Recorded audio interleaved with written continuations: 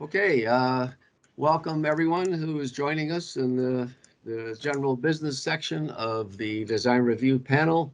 Call the meeting formally to order. Apologize for starting a little late. First item on the agenda is the approval of the minutes from our February meeting. Is there any discussion, comment, or questions about the meeting, about the minutes? I'm sorry. No, hearing none. Can I please have a motion from a member to approve and a seconder? Those are the two. Who would like to Eric. move? Eric, Eric. yes, and a seconder? I'll second. I'll second. George, okay, Eric and George, thank you very much. Okay, review of today's agenda and any conflict declaration. I'll do the conflict declaration first. Is there anyone on the panel who wants to declare a conflict? I do have a conflict on the second item. Okay, on 200 Queens Quay West. That's correct. I'm not involved personally, but my firm is. All right, great. Okay, Chris, we only have two items on the agenda: Waterfront East LRT, Cherry North schematic design, and then 200 Queens Quay West also schematic design. So, Chris, do you want to do the updates from the past meeting? Sure. You want to advance the slide, Leon? Yep. Am I up? Okay. Yeah, there we go. Okay, so I just wanted to give a brief update on Quayside. As you probably have all seen in the media, we did announce the preferred proponent from our Quayside RFQ/RFP. I guess it was technically all an RFP in this case, but it was a two-stage procurement. We qualified 4 teams back in last year, and we announced a preferred proponent, which is the Quayside Impact Team. They've created a name. It's basically the name of their joint venture, and it's Dream and Great Gulf are the 2 developers, and they have a lead architecture joint team of Allison Brooks architects, Sir David Ajay architects, and Henning Larsen, who have designed the first 3 buildings, and I'll walk you through those. So can we go to the next slide, please? This is the site plan. The idea is for largely working consistent with the precinct plan, with the taller buildings along the north edge up against Lakeshore. Block 1 on the upper left is called the Western Curve. That's Allison Brooks. Block 2 is Timber House by Ajay Associates. It's shown here extending all the way across the site as a continuous urban farm on the roof, but it would ultimately be 3 different buildings, two future ones that would come out of a design competition, but they'd have this common connection. 3 is called the Overstory. That's by Henning Larsen. Number 8 here is actually a privately owned site that is not part of Quayside, though it is sort of shown integrated into the site plan here, though that is not the final proposal for the building. The buildings that have number 6 on them would each be subject to a future design competition. So the first number 6 on the lefternmost one is on block 2, second number 6 is on block 3, and the third number 6 is on block 4. And those all have the same number because those are all considered future development blocks subject to design competitions. And then number 7 is the cultural destination and potential school site on block 5, and that would be subject to an international design competition. The others will likely be invited competitions.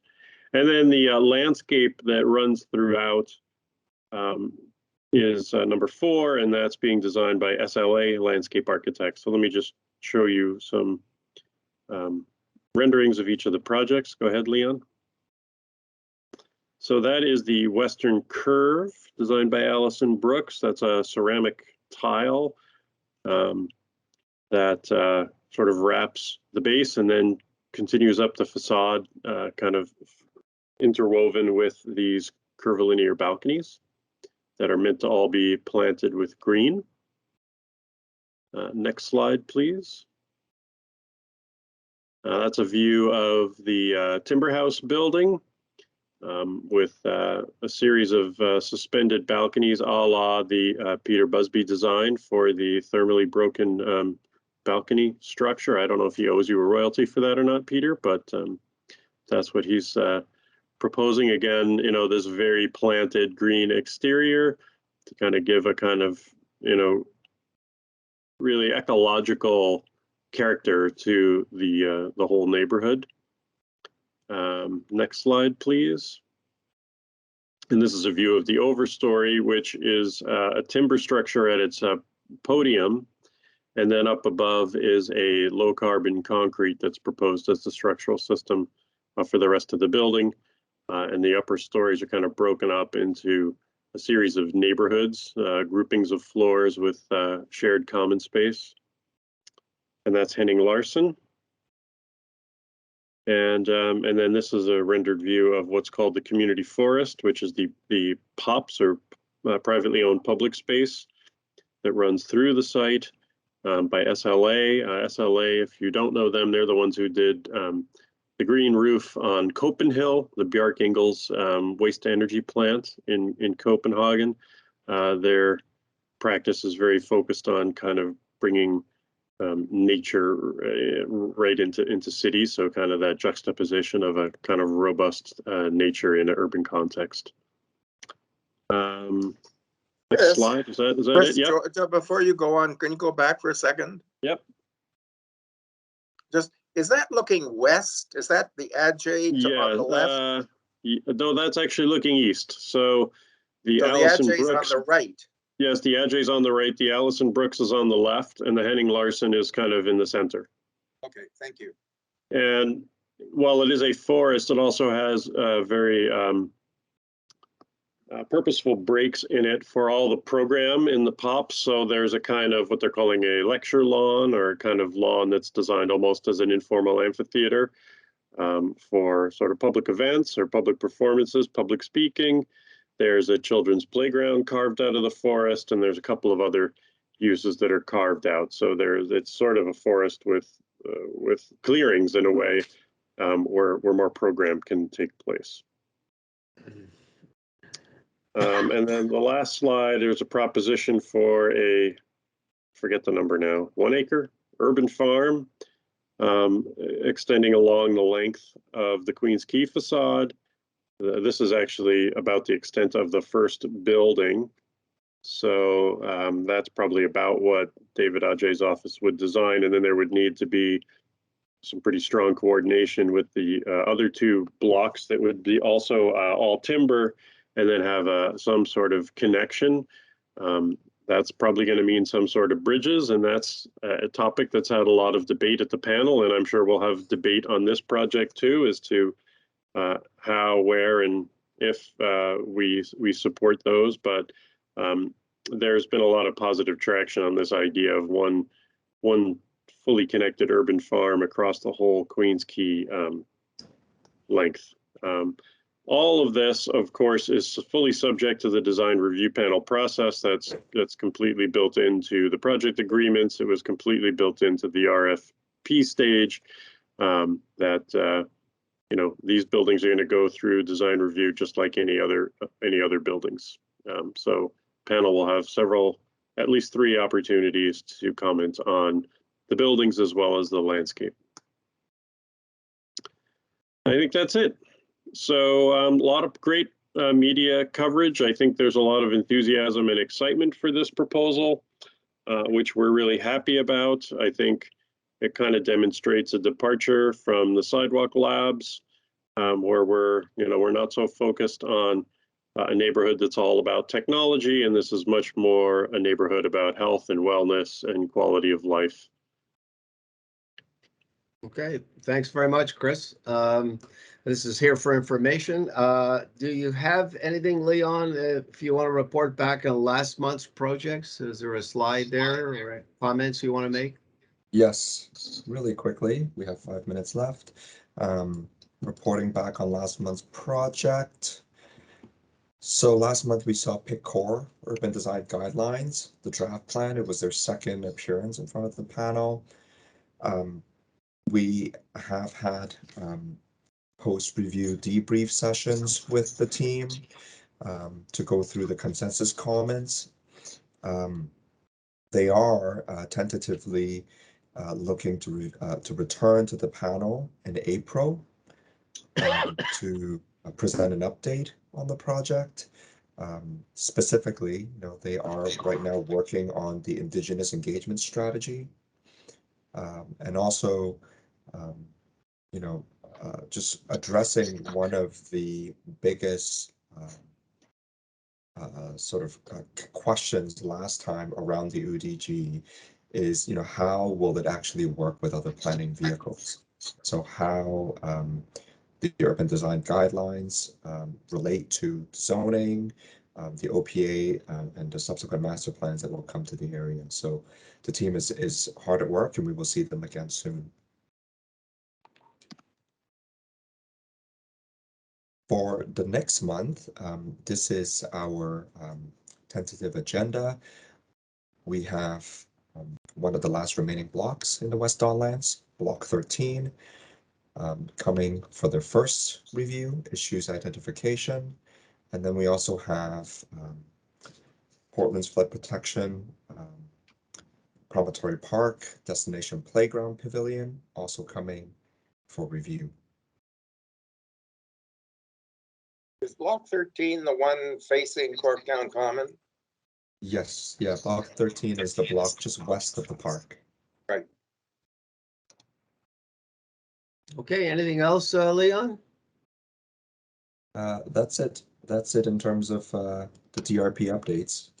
Just while you have that slide up for the March meeting, I might be appropriate just to ask Chris. Many Torontonians are aware that City Hall has resumed, all meetings in person to happen very, very quickly, and the public counter is going to be open. All staff will be returning to City Hall. I wondered if there's an update for Waterfront Toronto on our March 23rd meeting, whether that might even be in person, Chris.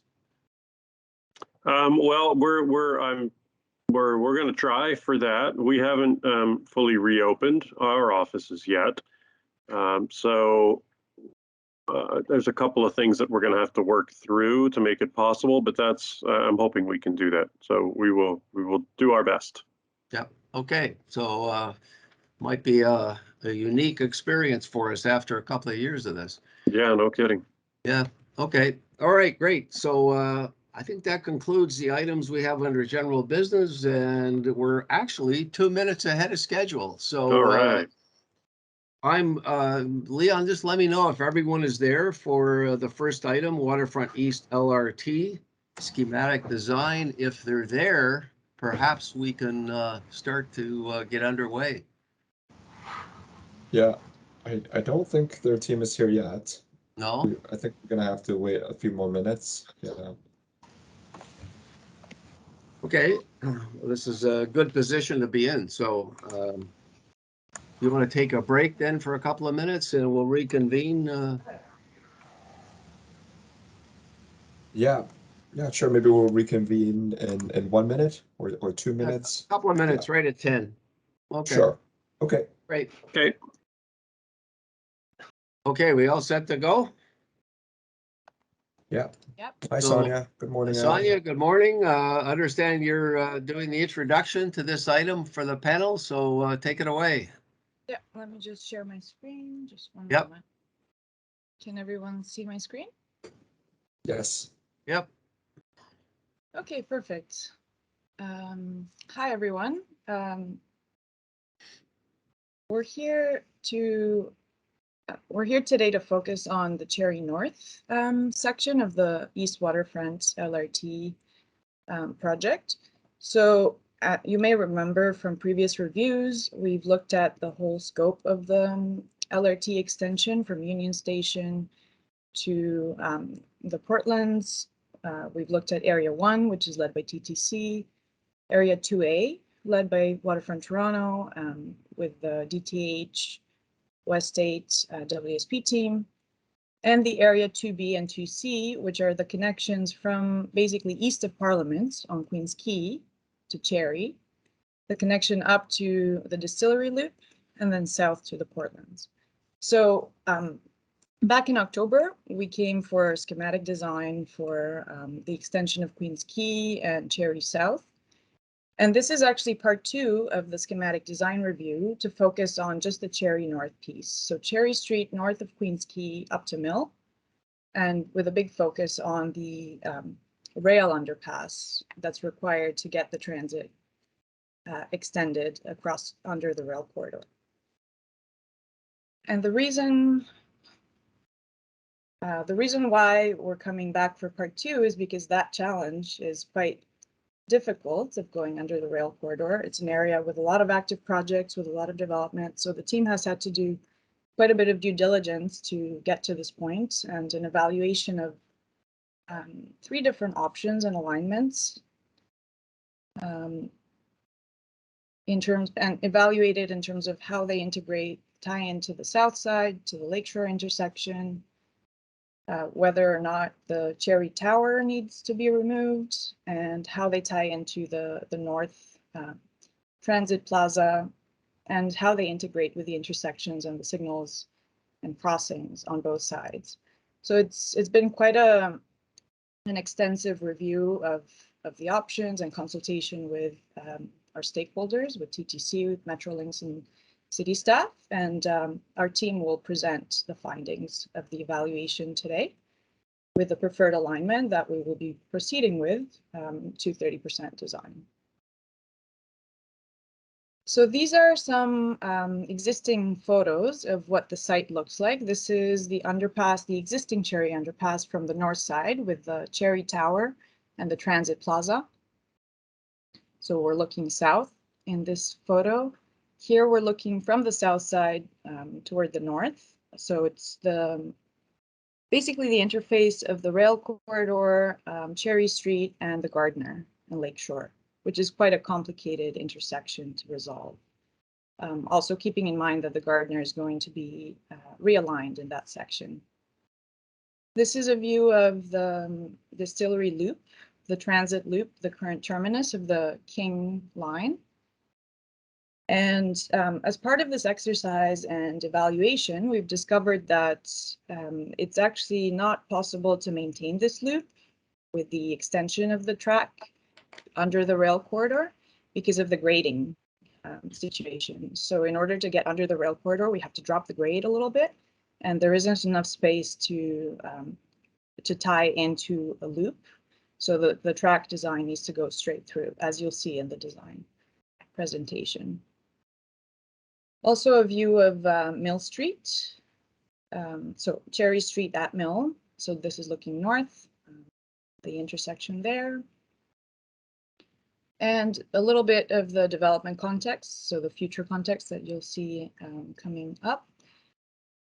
This is basically the south terminus of the project, the junction of Queens Quay and Cherry Street, where the 3C development is shown here.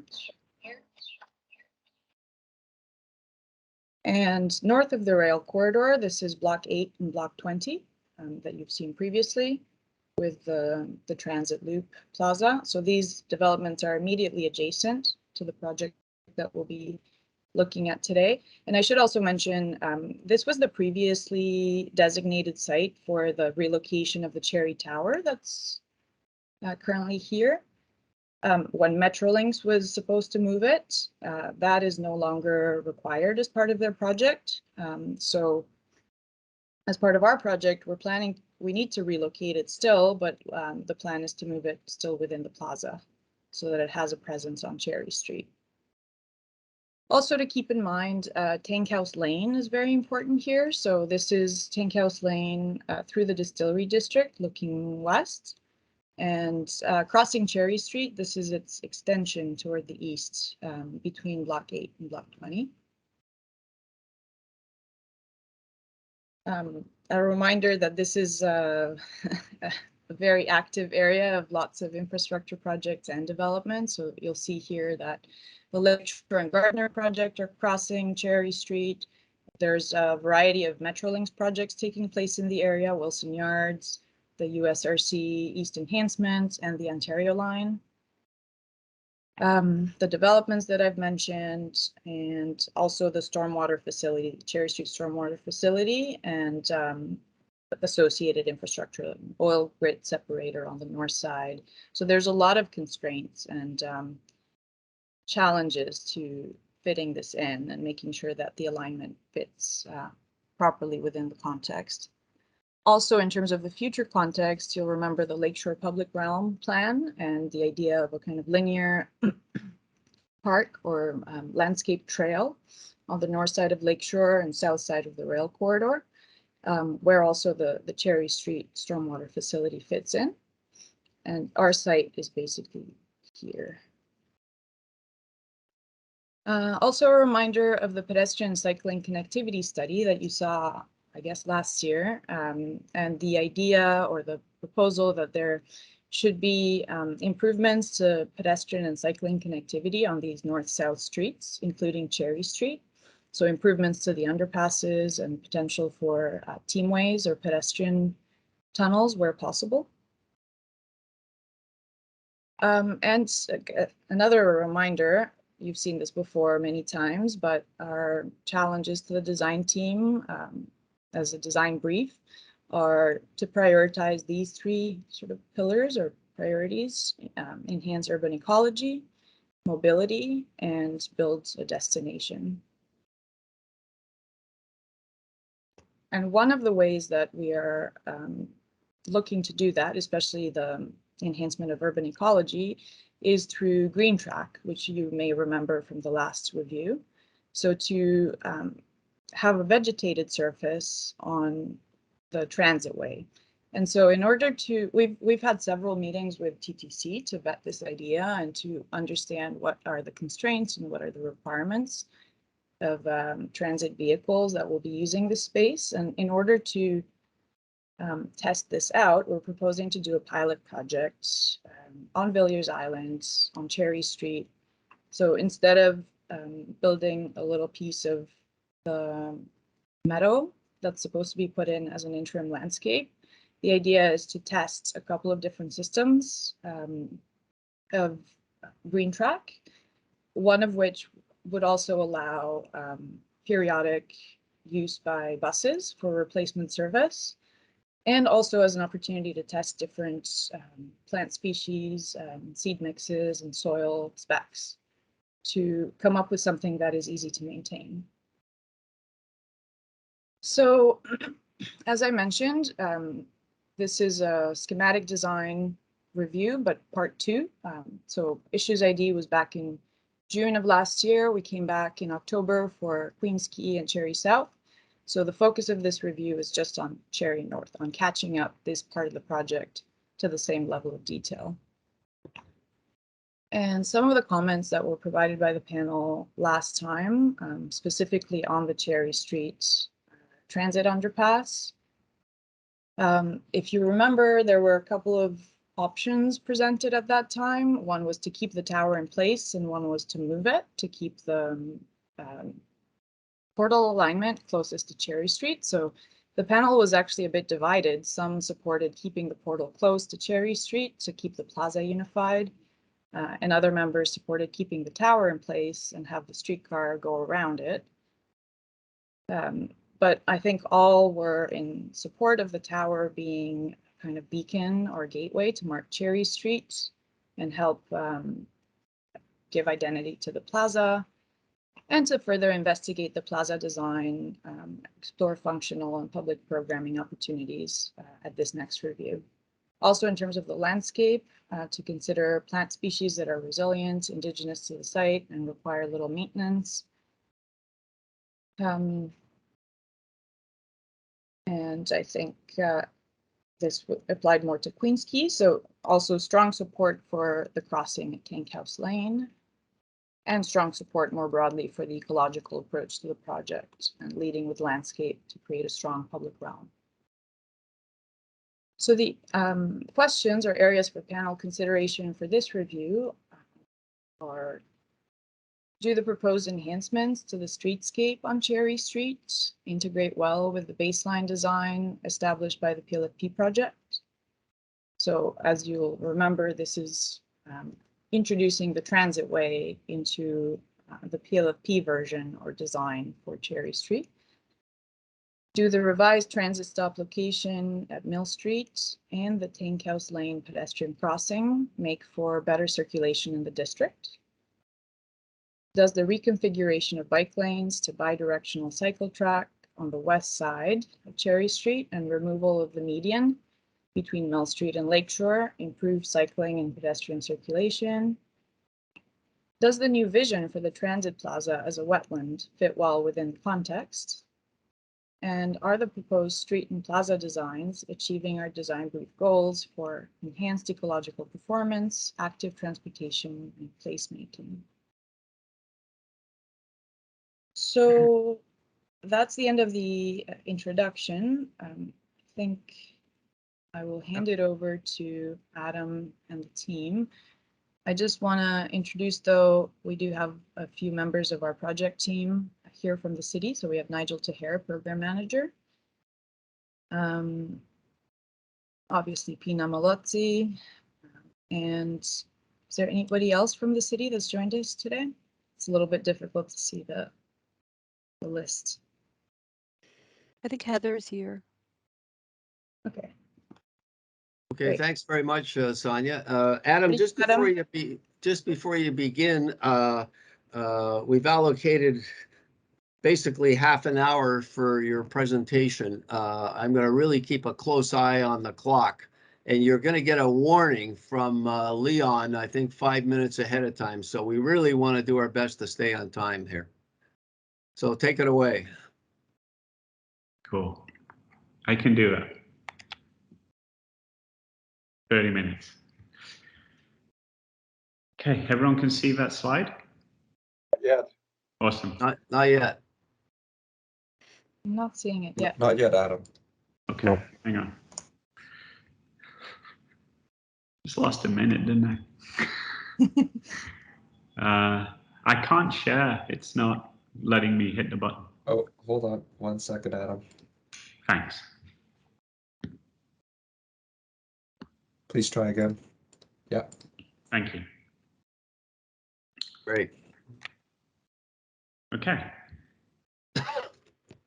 You can see a slide that says Cherry Streetscape Update.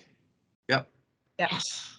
Okay, great to be back, guys. Last time we talked about Queen's Quay, we won't touch on that at all, but you'll remember where we were at with that, and we wanted to give you an update first on Cherry Streetscape and then the plaza. So Cherry Street is so interesting to us that it's a street which is embedded in the city, but then it goes through the primary waterfront and then touches on all these different kind of series of islands. It makes it completely unique within Toronto, we think. So super inspiring. And we kind of imagine that, and here we're working on the base of Deta's design for the street, which is already being built, but we're adding transit to it. So we see our addition maybe is recognizing these different kind of east-west systems and districts and islands and waterways that it crosses, and maybe representing and celebrating them in a streetscape design. So the consistency will hopefully be brought by the green track. But then this design, which we've picked up from Deta, we're actually able to maybe infuse just a little bit of reuse and recycled material into it and use the sandblasted concrete and aggregate language to embed these kind of sequence of place events within the Cherry Street corridor. And Sonia mentioned good conversations we're having with TTC, that there's a lot of goodwill to try and figure out if green track can be done here. We're super excited. You've read in the pre-materials all the different advantages it gives, but also it's really centers around this notion of an enhanced ecological presence in the public realm and a positive uplift for the neighborhood. It would be a really new thing. It's been done on Eglinton, but to be able to do it in this context with not grass, but sedum would be, we think, really intriguing. So this is what Cherry would look like with transit. This is the model where the backup TTC bus vehicles would use the road. And then we're also looking at a hybridized model where we can also accommodate the buses within the right-of-way, yet still green it. So two interesting options, both with a lot of merit, which will be studied through the pilot. The other addition we think to Cherry Street is that we actually end up with a significant amount of extra real estate down the center of the street, and we think that can be used to celebrate this more ecological character. You saw a bit of a hint of that, hopefully, with Queen's Quay explorations. And here we think that this more significant, almost like urban forest-like planting can be an element of kind of more immersive ecology, but also, you know, design and a little bit of fun. So real strong presence of ecology on the street, which connects the city to the waterfront. So Cherry North, a proposed transit solution and by extension, public realm solution. Here's where we left off last time, back in June. We'd seen Cherry as not just a street, but a series of public spaces. So we wondered about whether a setback could be achieved on the 3C lands, which would result in these kind of sequence of public spaces. It can't, but we would point to number one still remains where the Cherry Plaza North is, and number two we think maybe becomes even more significant. That's the Sediment Park trailhead, and we'll explain why. We actually only brought two options to the panel, although Sonia mentioned quite rightly there were three, but one of the options, which was mixed traffic going through the existing portal, was taken off the table before the design panel because of operational concerns. So we were looking at these two options, straight through the tower or around the tower, basically, option one and option two. And when we looked at the two options together, they both had merit, and I guess you could say they both had minor shortcomings, and maybe that's why you guys were split between you in terms of what the best solution was. Option one gave us that great kind of bigger contiguous plaza space. It did require the moving of a tower, but at least the Cherry Tower stays on Cherry as far as anyone could see. What it didn't do was give you a direct north-south route as a pedestrian, because of course when you come out of a tunnel, most likely this area here that I'm pointing at with the hand would not be crossable by a pedestrian because of a safety issue. So you get this kind of unfortunate dead-end plaza situation. On the right, option two, this version kept the tower where it was and swung around it. So you get good access and you get the plaza on Cherry. But of course, as some people picked up, it isn't the same size of plaza. So one is more connected and kind of based on Cherry, which I think is appropriate for a Cherry Plaza. The other one is bigger, more contiguous plaza, but a little cut off. We think the solution is the best of both worlds. We'll explain why. Here's the existing Cherry Street underpass, the rail bridge as it is now. It does have bike lanes, it does have sidewalks, and you can drive under it, but I would say all three are relatively unpleasant, and maybe one or two of them feel pretty dangerous, or at least, you know, they feel dangerous. With the reconfigured solution under here, there's a few components we wanted you to look at. On the east side, we're able to, because we actually have room between the structural supports to expand the public space for sidewalks by having still a perfectly reasonable 3.5 meter drive lane. On the west side, bear in mind that the Cherry Street that's under construction has a bidirectional cycling facility all the way down the west side. So this allows us to connect into that in a contiguous and consistent way. Then on the left of the picture, that's where we would actually add the new LRT portal. So it would be dedicated and not mixed traffic. And most importantly as well, that it would also have a pedestrian portal component. So coming back to the analysis of the bigger plaza, which doesn't have pedestrian through access, or the kind of Cherry Street Plaza, which maybe wasn't as contiguous. We can have both connection and scale. So here's where the two components of the new portal would be on the east side of the existing. And here's how they would look together. We're going to come back to the design of the pedestrian portal a bit later in the slideshow, but this shows how all the different components are composed within the new connection. So here's what it looks like around about now. Block 8 and 20 are under construction, and the loop terminates north of the berm. The project takes transit through and under the berm. This makes the, obviously, I think as Sonia explained, this makes the existing loop probably not feasible and at least not desirable because of the grade change and the new alignment through the loop. And we are looking now at locating the stations where they have grade access from all sides on Mill, just to the north of the plaza. And if we can achieve the mid-block crossing at Tank House, which you need to work with the city on, then you'd have access to transit from both sides, north and south. So right now it looks something like this, with the hoarding of Block 8 under construction, or is that Block 20? The transit in place. Here you see the bike lanes split on either side. They will be consolidated onto the west side. Here's the new platform area, and here's the crossing at Tank House that we'd love to achieve. Because the district circulation is essentially a series of squares, and they really, the main spine east-west is Tank House Lane. Number 2 labeled on the plan here is that additional pedestrian portal, which wasn't shown in the last set of options. Really important because then it gives a throughway to the plaza so that we can activate the public space.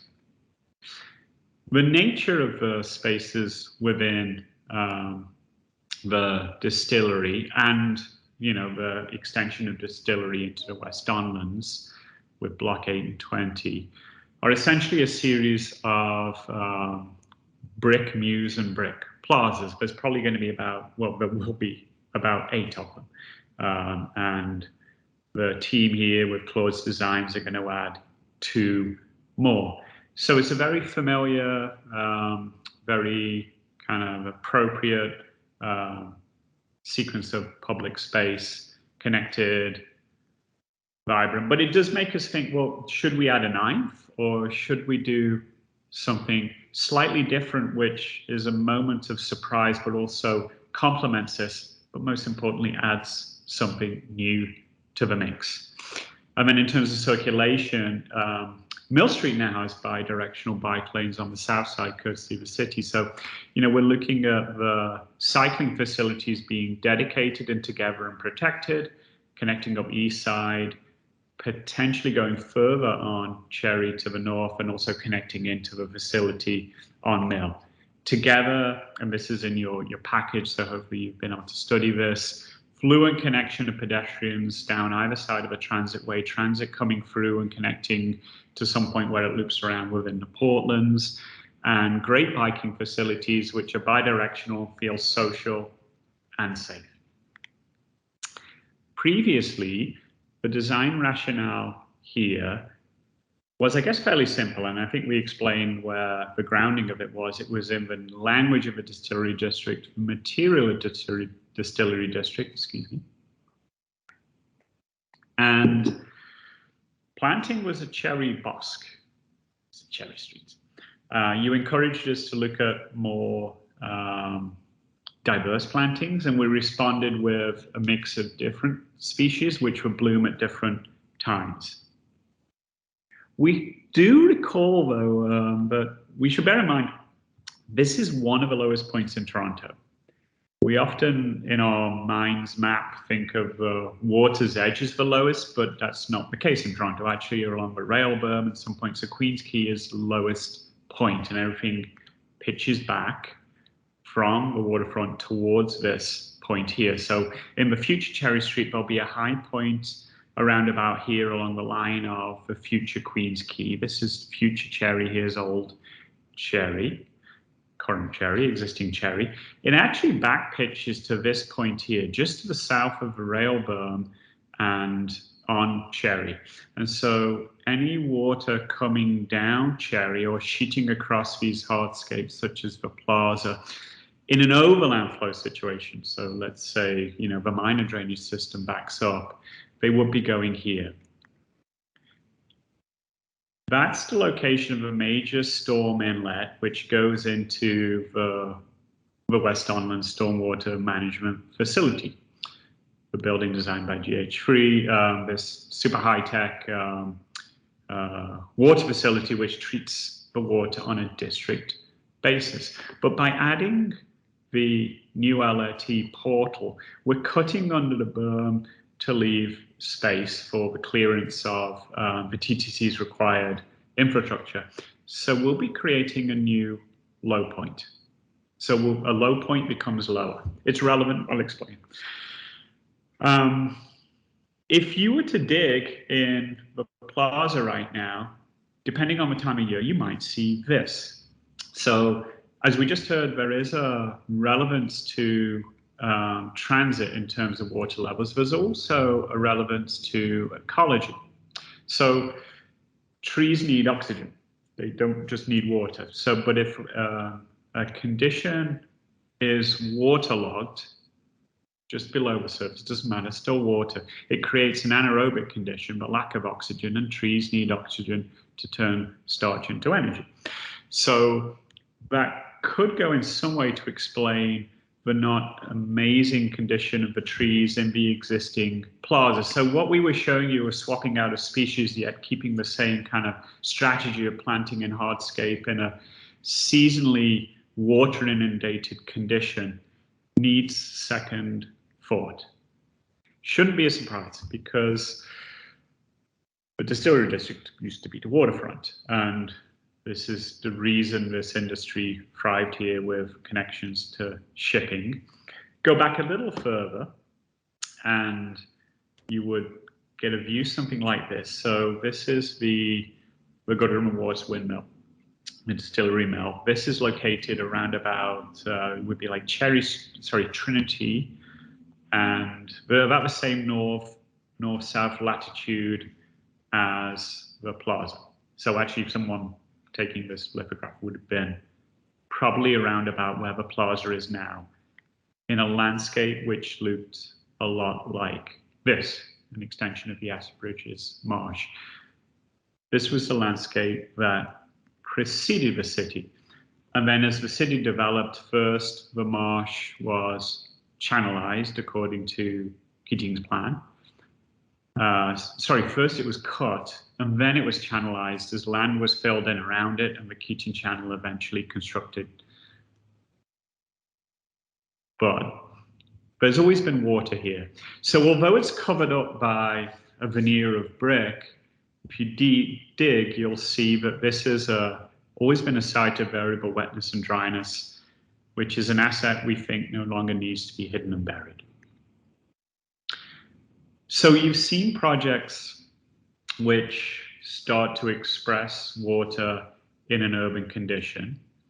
And maybe more recently, we're getting a little bit more comfortable with expressing ecology. I mean, real ecology, rather than just trees and soil in an urban condition. So we think this is an interesting restart for the project. In Portland, there's a really great project, Hannah Springs Park, which introduces both ecology, but also a different kind of experience in a very urbanized and compact urban block. So it gives contact to nature in a city in a very abstract way, of course, but it also gives those moments of delight, which we think could complement the many kind of hardscape vibrant plazas that the place already has. So we think this is a clue. We also remind ourselves that when composing the idea for the project, we recognize that spatially and geographically we were within what would have been a river valley here, and that the restoration of a river valley is something that we shouldn't ignore as a starting point for conceptualizing these public spaces. So we started, I think, with a view of these being a sequence of plazas maybe inspired by the northernmost point within the distillery district. And we come to you today with the logic that maybe water, the presence of, the spirit of, and river ecology could play a more elevated role in conceptualizing the Cherry Street corridor and this public space. Tikaranto, as you know, translates or means where there are trees standing in the water. We're inspired that just further up Cherry over Mill, we're soon going to see the Indigenous Hub in Toronto by Quadrangle, Stantec, and Tura. And that includes a courtyard garden, which would have a very immersive quality, but also would have storage for rainwater and traditional medicinal plantings. So we're looking at a new concept for the public space, which is both performative, immersive, but also vibrant. We're calling it Cherry Marsh. And it maybe marries two things. There's the existing and further developing and extending kind of a sequence of spaces along Tank House Lane as Block 20 and 8 get underway. We start to kind of hop over Cherry with this language of a distillery. And it's almost kind of like a contemporary take on a traditional built landscape. We think this is an interesting juncture where we can marry that to this kind of regional, locale, or local connection to the river. So starting at the Indigenous Hub on Cherry, maybe Cherry Marsh becomes this kind of early signal or interchange between these two systems. It gives maybe a slightly different take on the location of, the context of the now existing amazing and beautiful stormwater facility, the kind of scientific version of cleaning water.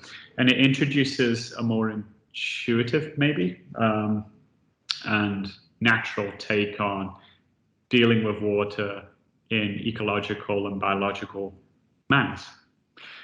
And it also, very importantly, connects TTC through and provides new ways for pedestrians and cyclists to connect from the city down into the Portlands. In terms of the water, so we really looked again at like how important to story water is here. The investment of a state-of-the-art, first of its kind as far as we know, district approach to stormwater, which combines the science of, but also the beauty of really thoughtful architecture. And then recognizing that, as we talked about this point here, as a hard paved system of spaces, overland flow is collecting at this point, and then the major outlet goes here. So that would be the existing overland flow condition, which, you know, we're trying to not exacerbate localized flooding. As we add the portal and we go a little deeper, so we've gone from 76.5 to 75.68 with the addition of the LRT portal, we create a new low point. That carries with it the risk that any blockage from the major overland flow system here at 76.5 spills down then into the portal and carries a risk of localized flooding, which is an operational concern for the TTC. They actually won't run in more than an inch of water. So the addition of the marsh becomes not just an experiential landscape, but a performative one. So we introduce a new lower point with capacity to hold more water. Essentially, think of this as a buffer. So by going even lower than the 75.68, we give room for any localized stormwater buildup to build up within the natural condition of the marsh. There would then be an overspill from the marsh back out to the storm system. But but it would have far more capacity than an impenetrable surface such as asphalt, and not simply relying alone on traditional infrastructure such as catch basins and pipes. So the urban wetland becomes an operational assist to the transit project. And it's illustrated here to show that, as the TTC surface goes down, it's held slightly elevated above the marshland and it drains off towards it, adding capacity to the system in localized flooding, and also adding an experiential angle to what this place can feel like in complement to the river valley landscape. Here's a view just showing the primary components of it. In your foreground is the mid-block crossing at Tank House Lane. The TTC maybe becomes a ballast track, so it has a kind of almost stone rock-like nature to it, which maybe marries, doesn't show well in this preliminary rendering, but could marry quite well with the language of the wetland. A very generous gathering deck here, and a connection which winds through the marsh and underneath the portal. Sometimes there's water on both sides, sometimes just one side. The relocated watchtower, which used to be here, is now here. We can talk a little bit more about how we've treated the underside of it. And then 3 distinct areas of planting, and also an extension of the terrain of block 8 to provide patio seating just beyond the property line there. Shown here with the property line, so you can see that the primary circulation and gathering space here, the deck is an addition to Tank House, the crossing, primary boardwalk, working in areas where we still need to get access into for maintenance into the Augret separator zone and a few of the access storm chambers. So we're looking at whether those circulation routes can be integrated into places to gather and pause. The different planting typologies. Yeah, 5 minutes, Adam. Sorry. Sorry, say again? I just wanted to remind you have 5 minutes. I can do it. Emergent marsh in the wetter zones, wet meadow as you start to rise out of water level, and lowland forest. Again, in abstract and urban condition, but giving us a chance to explore different plants which have different natural habitats together in one place. Here they are together. I'll go quickly, but you can see how it's descending from the rail embankment down towards the gathering place of the emergent marsh. Some views here, top left, you're emerging out of the portal, you're coming out into the main space through the boardwalk and back out to the Tank House Lane connection. A view looking south now from the Tank House Lane connection over the marsh towards the Cherry Tower, moving south.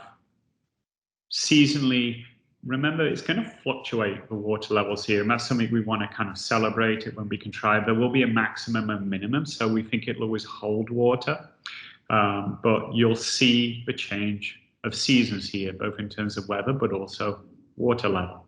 We're excited about public art integration. Remember, there's a 1% art component to the project.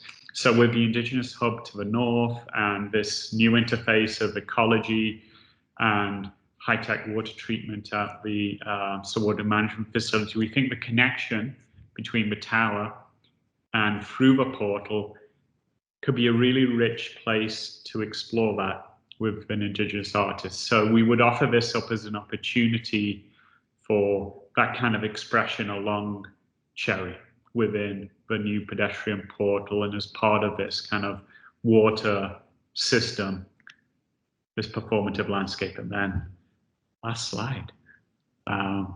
Yeah, we've been looking at a few different options for decking this, and then wondering if, since it's also can be and should be a primary route in the winter, but we might, instead of wood, we're drawn to wood as a natural material, it may be that we use a steel planking on the deck as well, which would also give us vehicular access and strength, although wood could too. And we're also here, it just shows that we're kind of excited about thinking about a secondary loop as well, because that would then give us, a few ways to explore the space, the larger gathering spaces, but also these smaller, kind of more circuitous routes. And that's it. I didn't mention, I guess, since I have a minute, this is also a bioswale capturing water potentially from off of at least the sidewalk on Cherry, and these two are connected underneath the TTC right away, so that you could actually balance the water level between the two and capture on both sides for maximum capacity. And I'll stop there. Thanks, everyone. Great. Thanks very much. That you're right on time. So we're going to move to questions from the panel members, and I'll just go down the list. Betsy, you want to kick it off? No questions. I think you're muted, Betsy. Oh, sorry. I have no questions. Thank you. No questions. Okay, thank you. George? Thank you, Paul. I do have a question. This is very intriguing, and I think I'm largely persuaded by your change of direction, but I don't completely understand the proposal in section. Could you go back to the slide you had just a minute ago? The one, yes. No, yes. This. Oh, sorry. No, there. Stop there. Well, no, this doesn't show it. Go one more. I want to ask about, yes, that one. You didn't describe this. There's a low wall between the LRT corridor and what you're calling the prospect deck at the north end of the wetland. Yes, where you've got your cursor. Is that something to do with a chain, the LRT corridor starting to descend already, and so it's part of addressing the change of elevation between the two levels? Or can you just amplify? I'm just trying to kind of get a sense of the vertical elevations as they impact on pedestrian movement. Yeah. The TTC track isn't dropping at this point, so they're fairly coplanar. There may be a few inches different. It's really, we're wondering as to whether this could be occupiable. It's not shown here, but it could also be a handy way of making sure that, safe pedestrian access goes to the mid-block crossing rather than across the track at a place which, as a TTC vehicle comes out of the underpass, they might not be anticipating someone being there. And so where does the track start to descend? About here. You see the arrow? Yeah. Yep. Yeah, and it's not that's my question, yeah. Paul. Sorry. Thank you. Okay, thanks, George. Peter?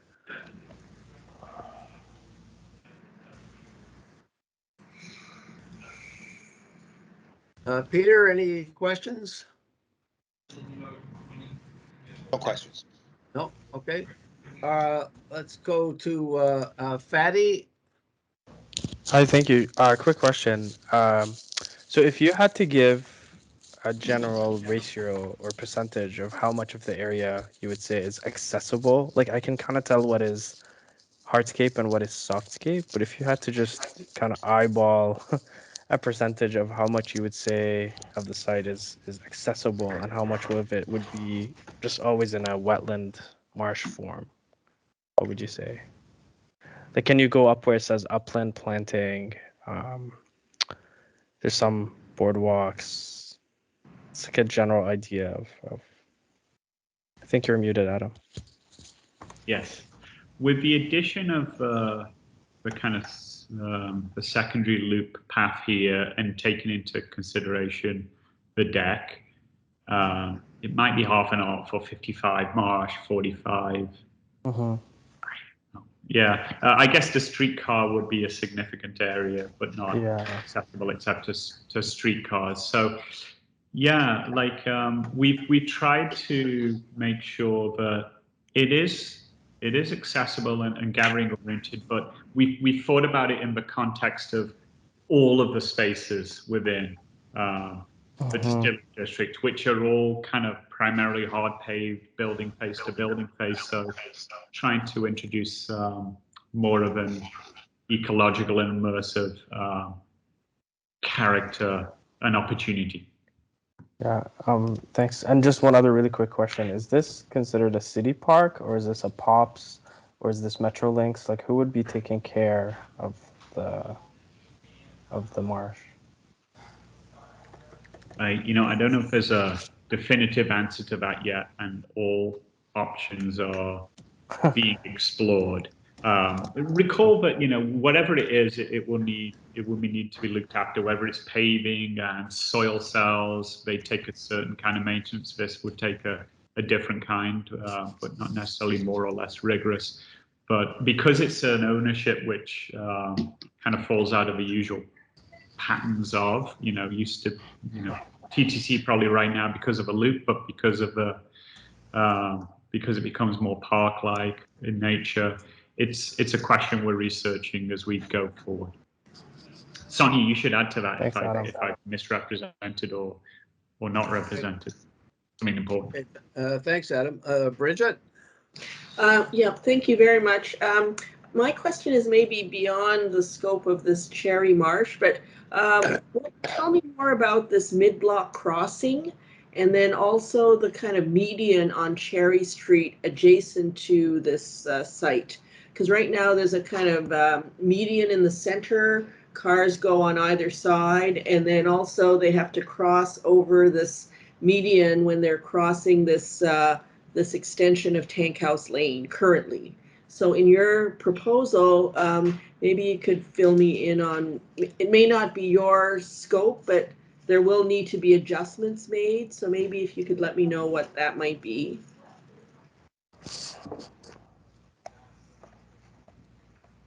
I think you're muted. Yeah, Adam, you're muted. Yeah, sorry. The Tank House Lane crossing is something we're investigating with the city. It is quite close to Mill, but it's not unprecedented as, the kind of distance you would have from crossing to crossing, but it would need to be coordinated with Mill. But we think the usefulness of it, or the kind of driver behind it, is that Tank House is going to be a magnet for people, even more so than Mill. So we're going to get people crossing here. As you pointed out, right now, there's this kind of median in the middle of the street, which our reconfigured street, adding more space, to bikes and sidewalk, would get away without having the median, because it's only a 2-lane street, 1 lane each way, so not much to cross.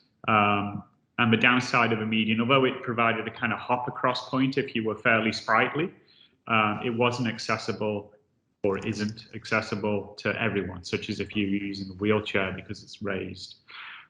So our response to the street is that it should be mixed use, better biking facilities, more space to walk, and ideally have a crossing connecting the two kind of people magnets of Tank House Lane as it exists, and Tank House Lane as it will be extended in the near future. Okay. Thank you. Thank you very much. Can I go to Matthew next, if you're there, Matthew? Yep, I'm here. Can you hear me? Yeah, go ahead. All right, thanks. Any questions, thanks, Paul. Thanks, Adam. I do. I have 2 questions. One is the Cherry Street Tower still accessible? Is there any connection to that tower? We're leaving it as an open question, because we don't yet know what the use of it is. Right now, we're almost suggesting it sits as a landmark in the marsh. Having said that, depending on its use, it would be really exciting to have it accessible, and we can do either. So it becomes a case of understanding what the opportunity for it is, and then the design responding accordingly. Okay. Great. The other question that I have is about just efficiency of movement through this place, understanding that people are going to use this as a passageway north-south. Has there been any other investigations into how the boardwalk maybe moves through the marshland? No, but we're going to. And, you know, you're implying that this is the most direct route, and you're right. And, you know, remember, we have two ways through. We have a direct walkway here, a kind of a lazy curve around here. And is that the final kind of resting point of where the curve is? Maybe or maybe not. Like it's just trying to strike a balance between a significant kind of marsh and exploration of the site, which is a bit of fun rather than just a, you know, bit of business. But yeah, is it the final location? Not sure. Okay, thank you. Okay. Thanks, Adam. Eric, please. Yeah, maybe with just one question in terms of the, as the, 'cause, you know, the marsh is being used for collecting some of the water. Have you started to think about how do you ensure the right kind of water quality? Is it, what's the system, or what's the, you know, is it going to be a natural system? Is it going to be, you know, there's going to be some mechanics employed here? So maybe if you could just maybe provide a bit of details, if you have them at this time.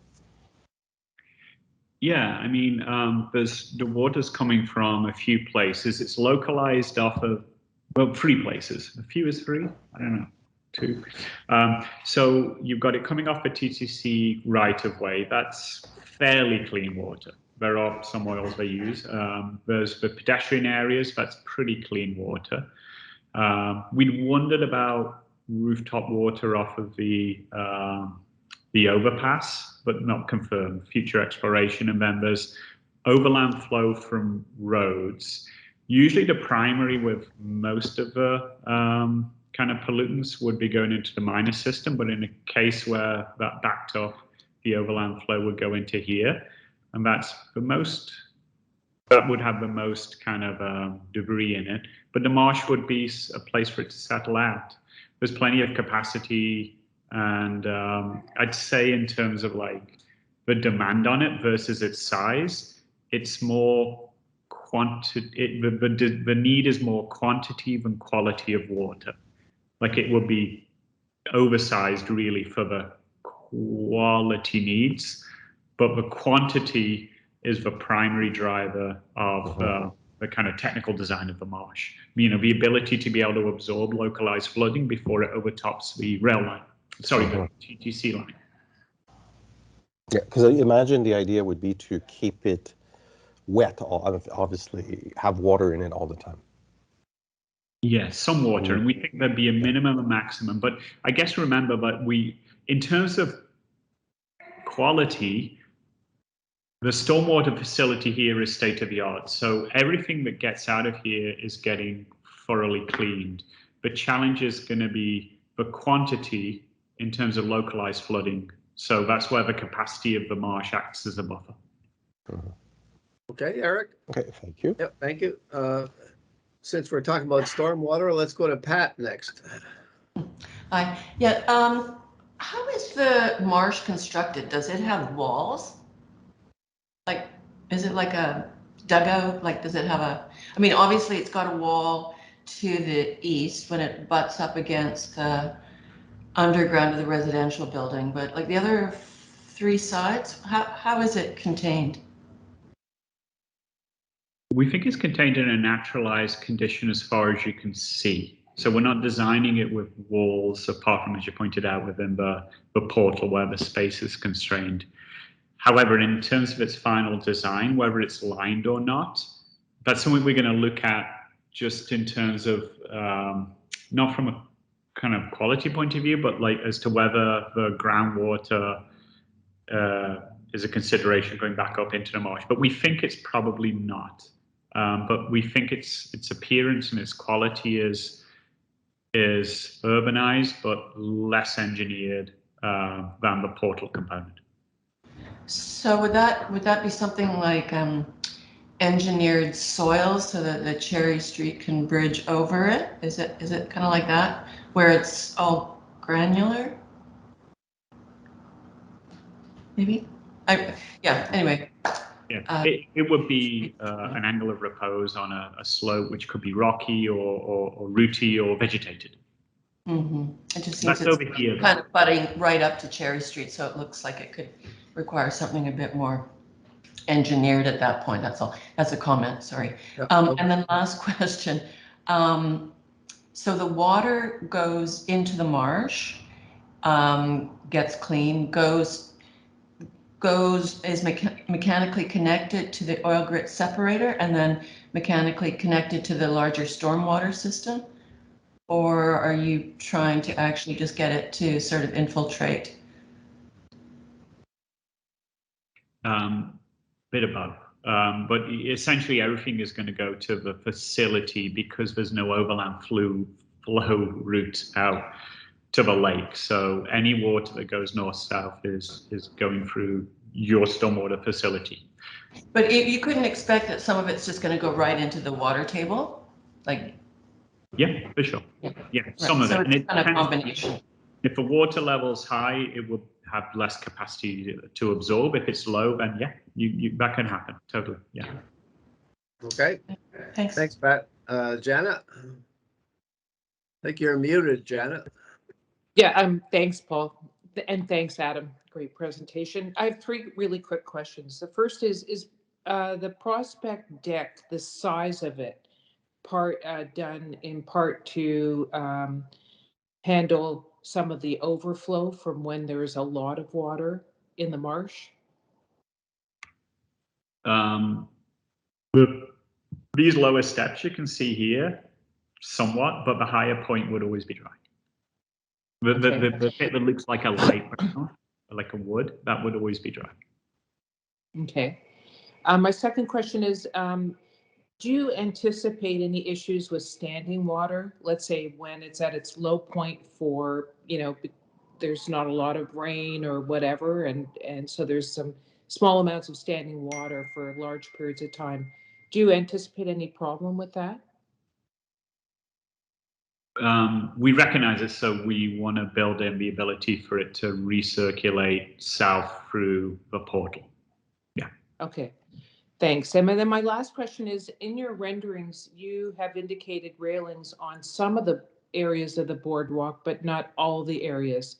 And I'm wondering if that's just a study in progress, and it may mean in the end that there's railings all along the boardwalk, or what we're shown here is the extent of the railings.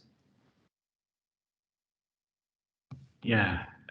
It's a study in progress, and it depends on the depth, because you can see the example in Portland had no railings, and it was pretty shallow. So we probably have deeper and shallower areas, still yet to be determined in detail. And it could be that, where we do logistically need a rail, but it can be more like a lean rail so that it feels like it's part of the experience of being there. But yeah, definitely I'd say it's a study in progress. Thanks, Adam. Thanks, Janet. Two panel members left. Jeff first, and then Kevin, please. Any questions, Jeff?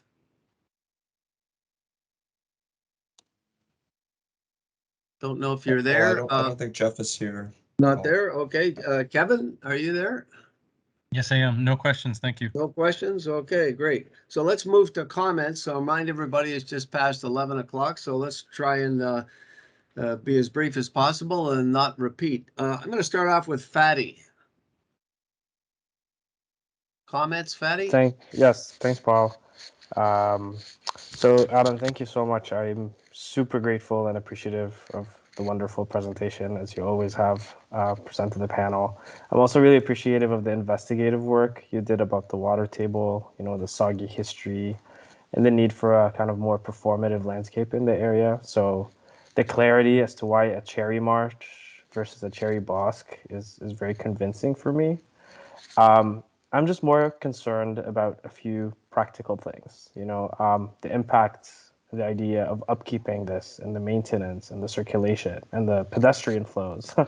The muddy, mucky times of the year, like the ones we have right now, if you'll go on all the sidewalks, they're really not that pleasant. So I'm just imagining this huge plaza that might just be covered with cigarette butts and dog poop. So I'm just wanting this to be a kind of fail-proof wetland that has a civic quality to it rather than a leftover sort of wetland, low-lying marsh. Something that continues to have a plaza, a sense of it being a plaza, something that is really civic in nature, but is also performative and has the wetland capacities to them. So my one advice would be is, as you continue to refine this and make more iterations, really consider the ratio of what's accessible and what is hardscape, what is inaccessible and what is marshy, what is soft wetlands in different season, and what the most heavily traveled paths would be and what would be the least ones, and kind of work back from kind of that kind of ratio. But other than that, I think it's a really exciting direction and something really important, and might be a pretty difficult typology to work with because there's very few precedents of an urban civic plaza that's also a performative marsh. But I'm really excited about it. Thank you. Thanks, Faye. Betsy, do you want to go next? I think you're muted there. Yep. Thank you, Paul. Just looking at it sort of from the tank house lane moving towards the underpass piece, I'm seeing, first of all, I'm supportive of the marsh. I think is really interesting, and I know that you guys can absolutely figure out all these critical details. I think it's a mistake to pull it so much further over into the tank house lane. If you go to the image of the an area that's a little bit more close up, please, you see that the bio planter is a bit in conflict with those lozenge planters that are coming through from the tank house lane. That's a great slide here. Kind of thinking about those white property lines almost as the extent of the tank house lane, even though it slims up. But that bioplanter really doesn't, it feels like it's too far away from your piece to be considered part of your piece, and it'll almost be like a weird addition to the lozenge piece. I also think it's a mistake to eliminate the contextual work that you had done, like using your words, this kind of veneer of brick over the wetland. I think it's actually really interesting to think about this boardwalk as a veneer of brick over the wetland. It would bring maybe a bit of complexity, but also simplicity to the addition of something that's a boardwalk and a wetland in the distillery district. It would make it really different from something like the Brickworks boardwalks, which is more of a park, and this is more of an urban plaza.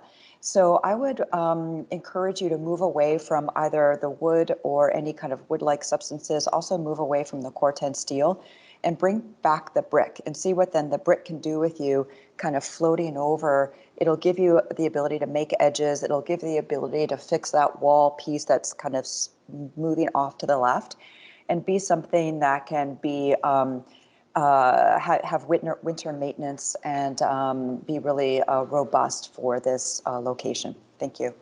Good. Thanks, Betsy. George? Well, I'll just say that when I went through the material in advance of this meeting, I was skeptical, but I thought the careful argument that Adam ran through in our presentation this morning, and the kind of logical sequence of steps and the various levels of technical and ecological and water-based arguments that he developed, I'm persuaded, and so I offer my congratulations. I think it's in, and I do think there are some issues about the fact that it's urban, and maybe these questions of material, paving surfaces, extent of railings, and so on, probably merit some further thought, so as to make sure that it is believable in a Toronto urban context. But by and large, I'm very struck by the kind of logic of the proposal. Great, thank you, George. Peter? I'd like to support the other comments here that it's just a fantastic scheme. It's going to be a gem of a place to be in Toronto. It's unique, it's pioneering, it's clever. No Corten steel, please. It's a toxic metal. It pollutes the water table, so don't use it. But apart from that, this is a fantastic scheme. It'd be a great place to visit. Really appreciate it. Great, thanks, Peter. Bridget. Hello. Yes, I just wanted to agree with my colleagues. I just think it's really a brilliant proposal. I would say the issue of turning 1,200 acres of marsh into the Portlands was a major act in Toronto. It was really transformative, and I think it's a kind of slightly erased part of our history that we're really not aware of. And I really appreciated the photos of that kind of the physical act of that transformation. And I just feel like this becomes a kind of urban reminder of what was before, but in a kind of in a slightly different way. Just two minor points. That retaining wall just looks very weird, and I just think needs more work. It can be addressed in other ways. And then I just feel like attention to this mid-block crossing cannot be understated, because it's really this kind of incredible sort of pedestrian passage linking the kind of current distillery with this whole new precinct. And I just feel like it's such a critical knuckle in the project. And I just want to just say it'll be really a special and fantastic space in the city. So congratulations. Great, thanks, Bridget. Eric. Thank you. Yeah, I completely agree with my colleagues' comment. I think it's going to be a space that is nice complementary. It's different than what we have in other places, and it's not about trying to repeat the same here, but really trying to create a very unique condition. In terms of just to build on Brigitte, the crossing, I think, yeah, it's quite important that it's there, the tank house crossing. If it's not there, people are going to be using it, are we going to be crossing? So we want to make sure we're creating an as safe condition as possible. There is a few, I think, element in terms of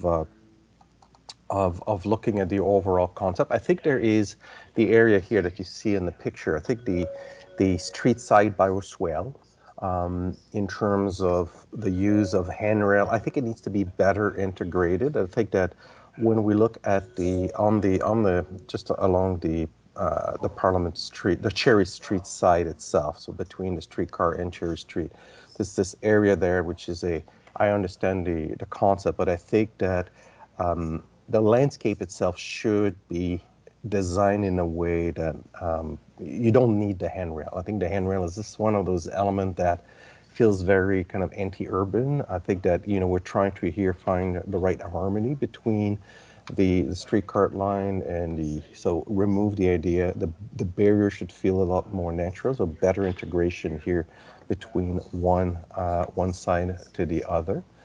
I think that the area around the marsh itself, right now the primary boardwalk very much feel like it's to get from a point A to a point B. It's very much you walk through. So I think a further exploration in the future might be that is there a circuit around it? Is there something, for example, can it be a secondary path going up the upland planting area to link to the kind of that patio area along the building face, or is it something that maybe continues around the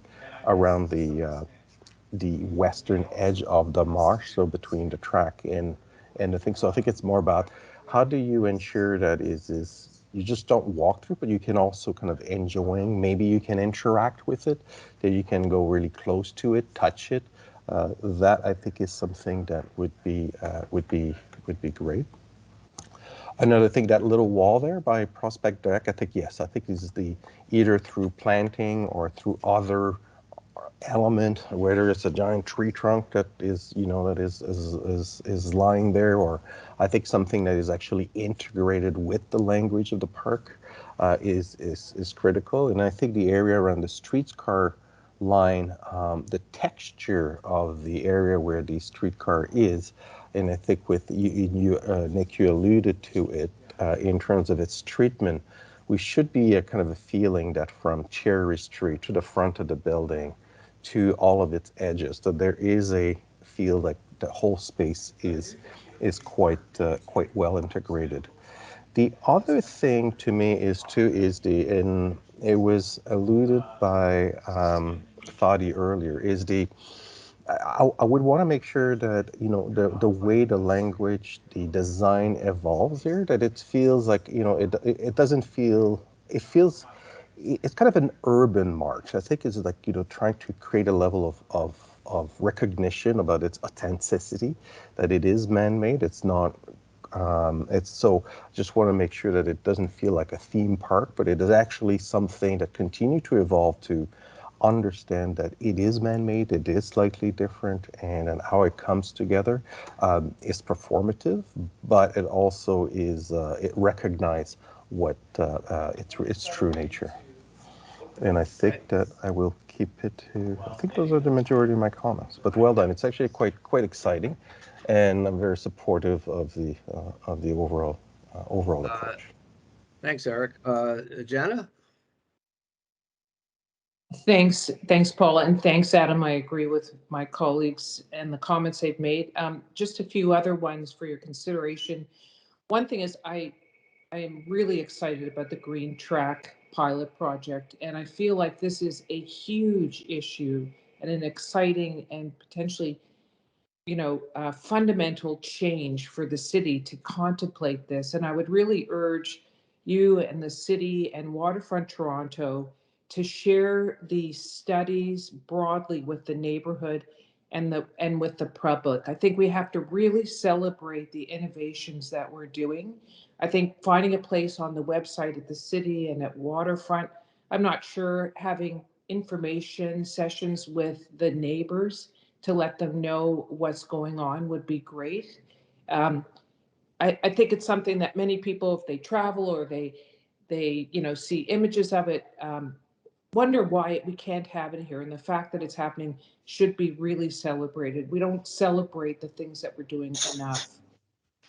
With the marsh, I'm super excited about the performative aspects of the marsh, and especially, and I love seeing that you're thinking about it in the Four Seasons. One thing that I'd suggest and I wonder about is whether you could consider the TTC track as in the future being part of the green track. Just looking at the image here, how much different would this feel and look if that track was part of the green track? It would be so exciting, and there'd be this continuity of a complex landscape that moved through a whole number of conditions. And as a performative landscape, I think it's so important to show that it's not just the natural systems, but the technological systems. Another issue that you didn't mention, which I think I would love to see you lean into, is the issue of urban habitat. So we know there's a lot of stuff going on at Promontory Park with creating new wetlands, new parks, and opportunities to encourage the prosperity of different kinds of habitat for different species. I think even if you don't do it, something's going to happen. So at minimum, you have to think about it. What would be the opportunity here is to design a landscape, both hard and soft landscape elements that would encourage habitat that needs to be part of either, you know, the river of flowers that creates urban pollination, or anyway, I know you know more about it, so, but I would really encourage you to start thinking about that. Two other comments. The one is, I think that the north end of Prospect Deck creates a pinch point at the mid-block crossing and is a kind of, at the moment, a bit in friction with the general circulation. And I think that lots of people have talked about the uncomfortableness of that retaining wall. So I think that needs a little bit more work, and particularly since it's not instrumental in terms of that distance being part of the performative landscape, I think you actually have an opportunity to tune that up. And then finally, to go to Fadi's point, you know, it made me think the issue about places that flood or take on water from other areas and collects them reminded me of the work at the Brickworks. They had an attitude there of like, let's just let it flood and then it'll recede. The public can come in 24/7, 7 days a week. And what they found is, because of the flooding, a lot of detritus that was in collision, in conflict with a public place, created all kinds of maintenance issues. So I would encourage you to talk to them. I'm happy to talk to you about what we did at Building 16. But I think as much as this is an opportunity, you have to be really hard-headed about what the challenges are that you're taking on to make this successful. Thanks a lot. Okay, thanks, Janet. Pat? Yeah, thanks. That was just such a pleasurable presentation, and it's such a brilliant idea. I just want to thank you for it. It was just such a pleasure listening to it. I think the idea of the marsh is brilliant, the kind of urban sponge. Jonna's right. There's a bunch of junk that, I mean, I've got photographs of oil grit separators that are full of plastic bags, needles, cigarette butts, all of that stuff. So the management of this marsh, I think, is something that can't be underestimated. I also agree with Eric's comment about it being, I think, because of the nature of its size and the adjacent, all of the programs that are adjacent to it really needs to be thought of more as an urban marsh. And I know just from some of the stormwater facilities that I've been involved in, wherever there's water that's greater than 600 millimeters, there's all sorts of requirements that come in to keep people from falling in. So, one light handrail on one side of that suspended walkway probably isn't sufficient. I don't know. I mean, you'll have to really work carefully with this, but this could potentially be considered an extremely dangerous condition. And so to that end, I would do the research on that right away.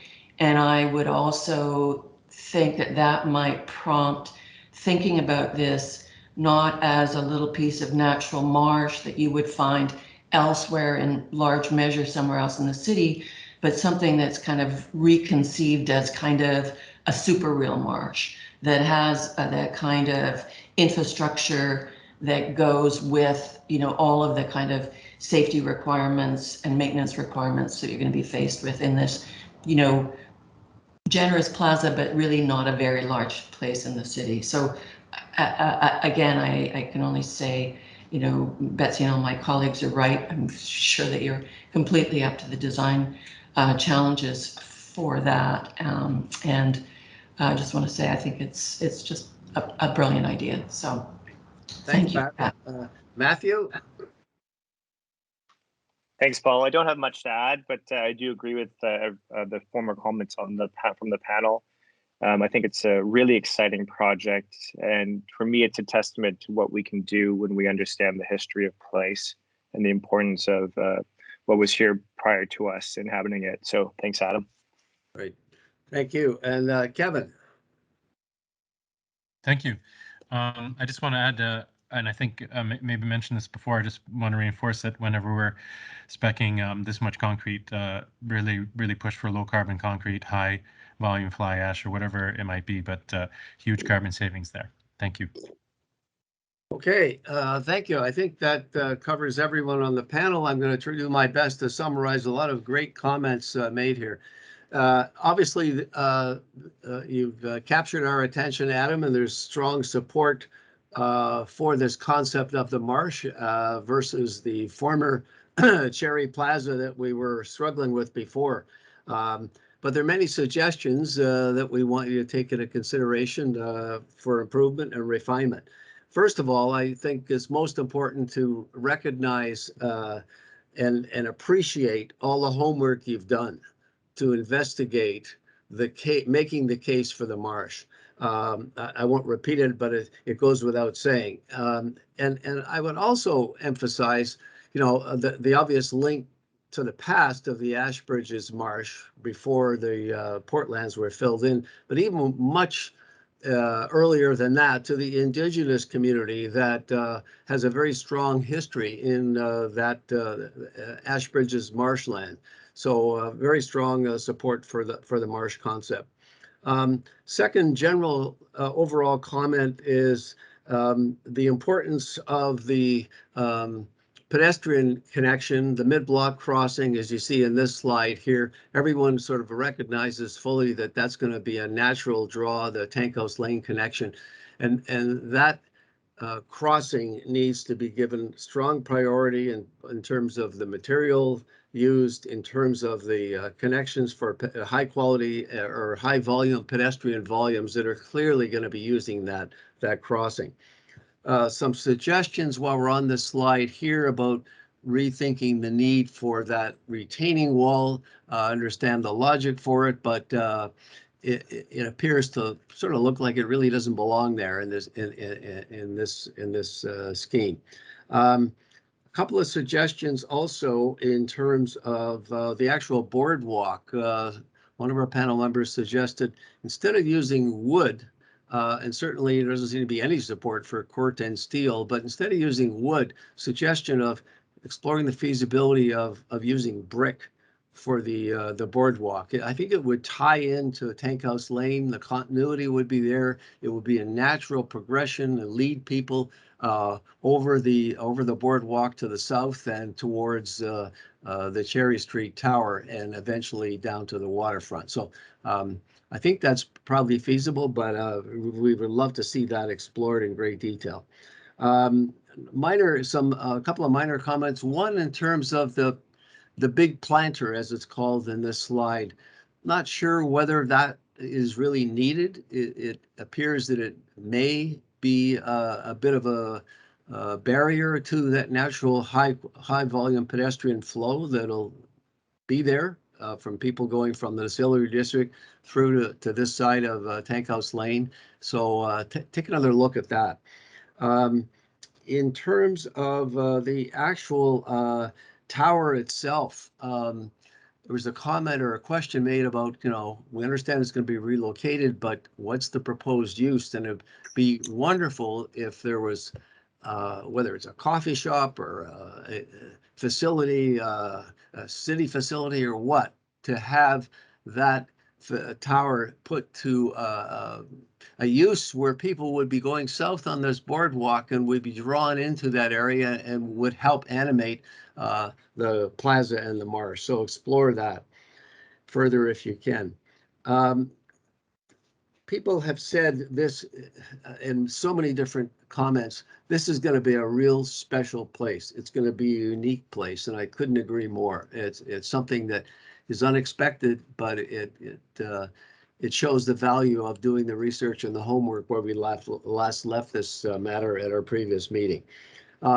Comment on the importance of the green streetcar track as a priority. It's shown further south to be explored with various possibilities to be used for treatment for the sedums, etc. But a comment was made, and I couldn't agree more.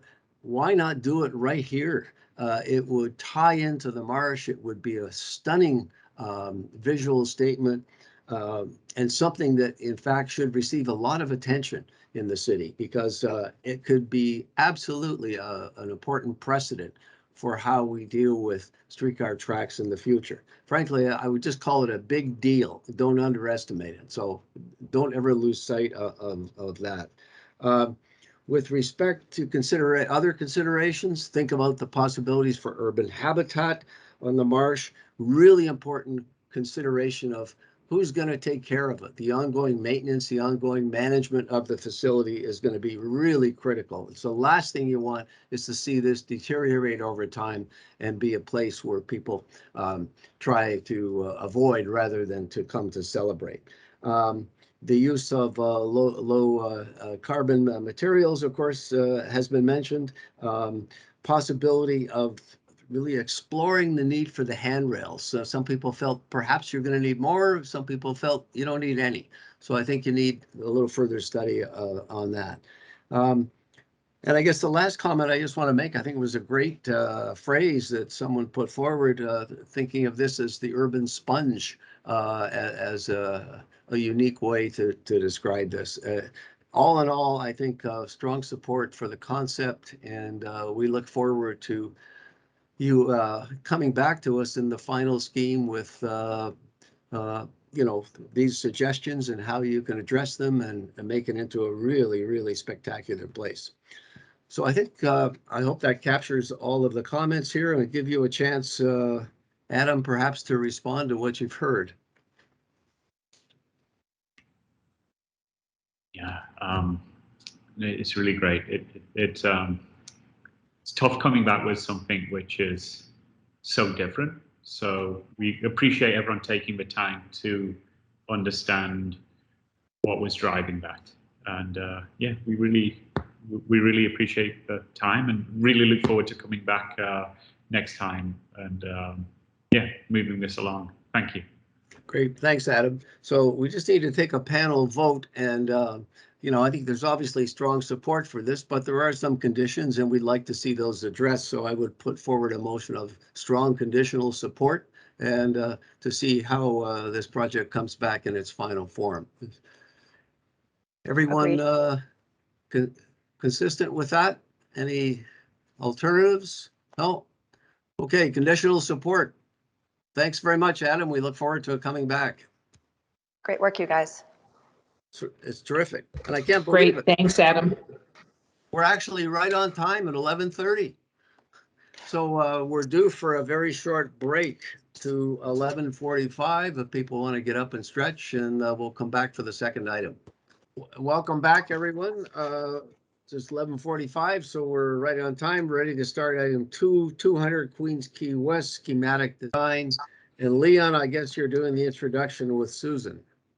Yes, that's correct. Hi, everyone. My name is Leon. I am the manager of the Design Review Panel with Waterfront Toronto. I will be making the introduction today with Sue McAlpine, who is the Senior Community Planner on this file with the City of Toronto. Also, I would like to just ask Kelly to introduce her team before we start. Is that okay, Kelly? Yep, yeah. Hi, everybody. My name's Kelly O'Hanlon, Director of Development with Diamond Corp. And from our partners on the project, Lifetime, we have Brian Brown.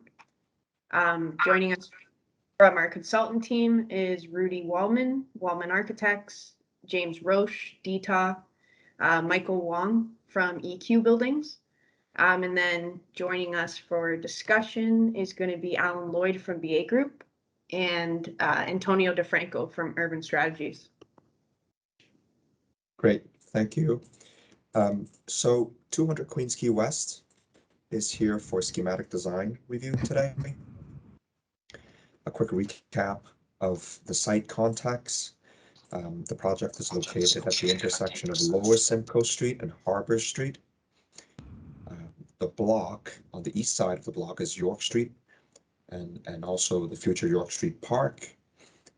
South of the site is Queens Quay West.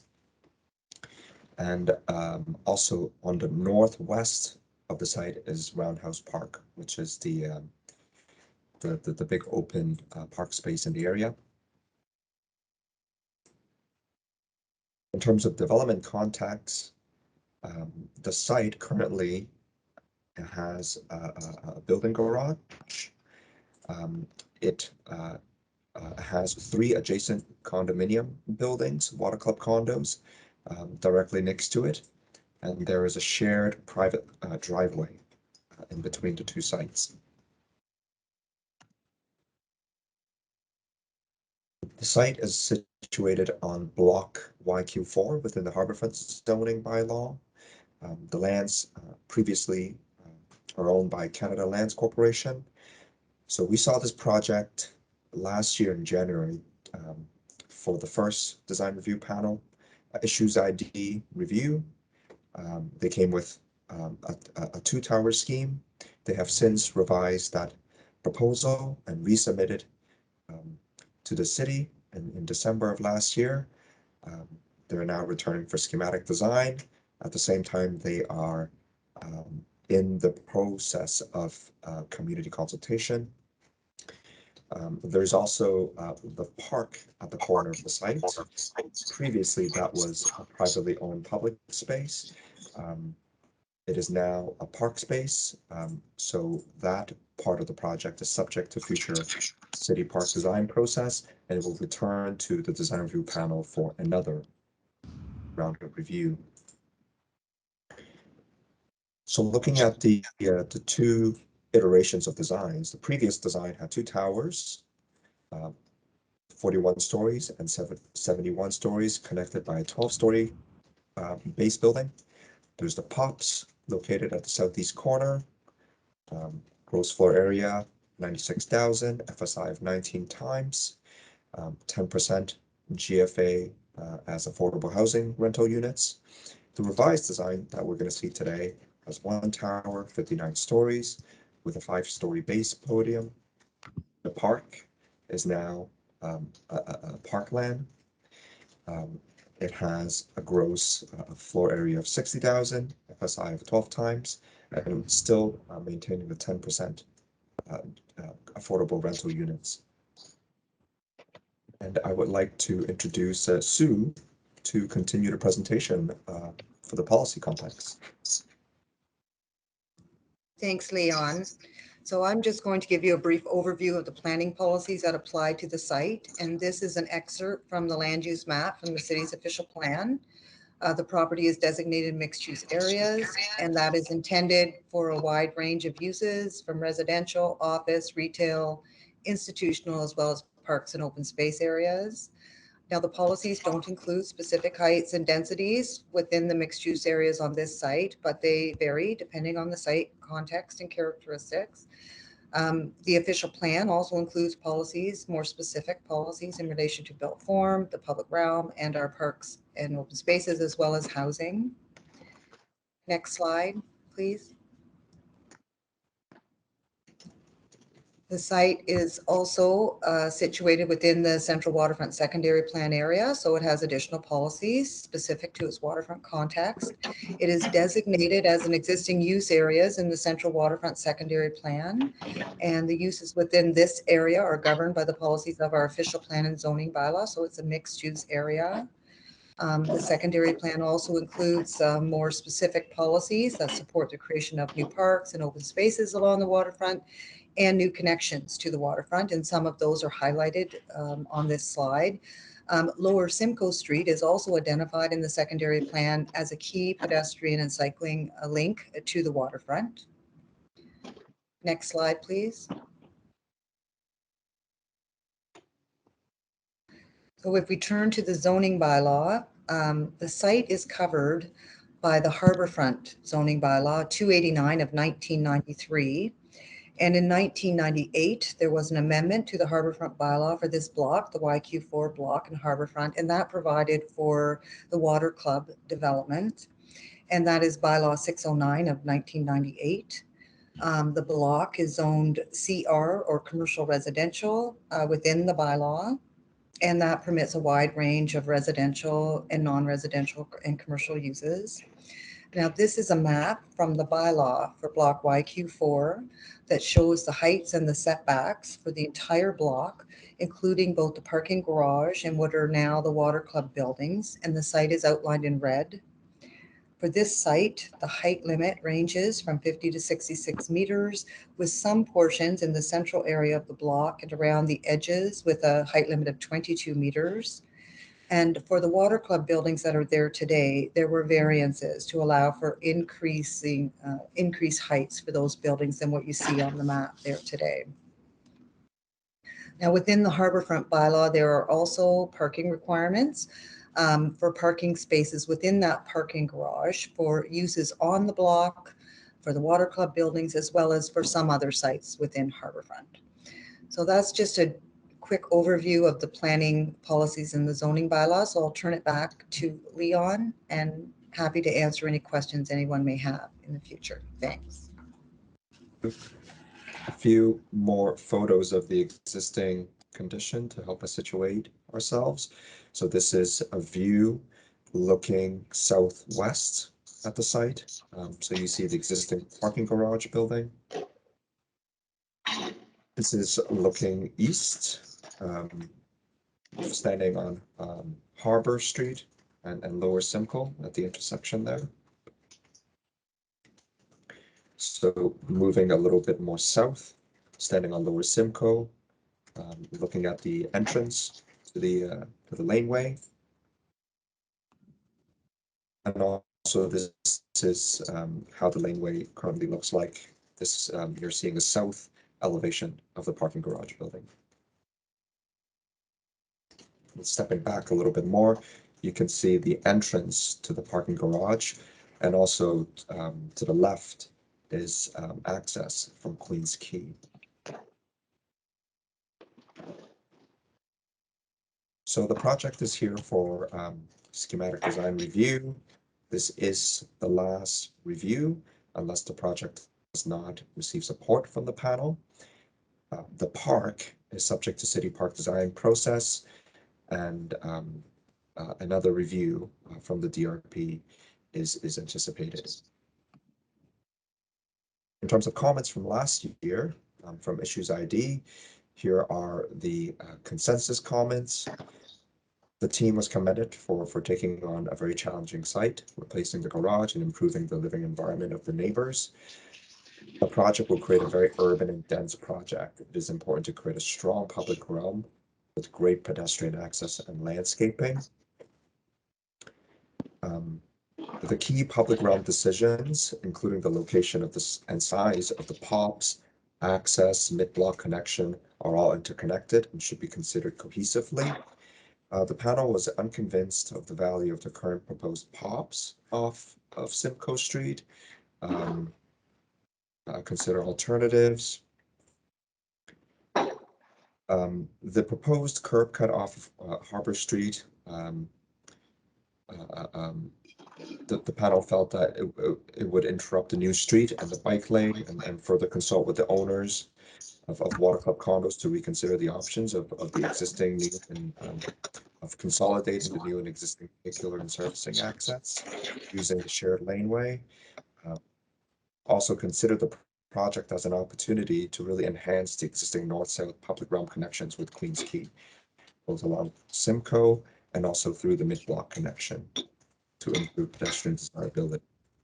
In terms of the building, consider a wedge-shaped footprint for the west tower to improve facing distances with the existing adjacent Water Club condo towers. Provide a north-south section drawing, and also provide typical layouts on the proposed building, and also how it relates to the existing adjacent towers. For sustainability, encourage the team to aim higher and push the push the standard for energy use, and also consider the upcoming changes for the TGS and future-proof the project. Today, we would like to ask the panel to consider the following. In terms of public realm and landscaping, the revised ground floor design in support of the animation along Harbor Street and Lower Simcoe Street, the public realm concept, including the proposed park and waterfront connectivity, the revised design for access and loading, and also the coordination of pedestrian and vehicular movements for the block. At the building's exterior expression and how it relates to Harbor Street and Lower Simcoe Street frontages, and also the revised podium elevation in supporting the animation along Harbor Street. Proposed sustainability strategies in support of the city's sustainability objectives. So with that, I would like to pass it on to, I think, is it Rudy who will be sharing his screen for the presentation, or is it Kelly? Yeah, I'll start us off, Leon. Okay.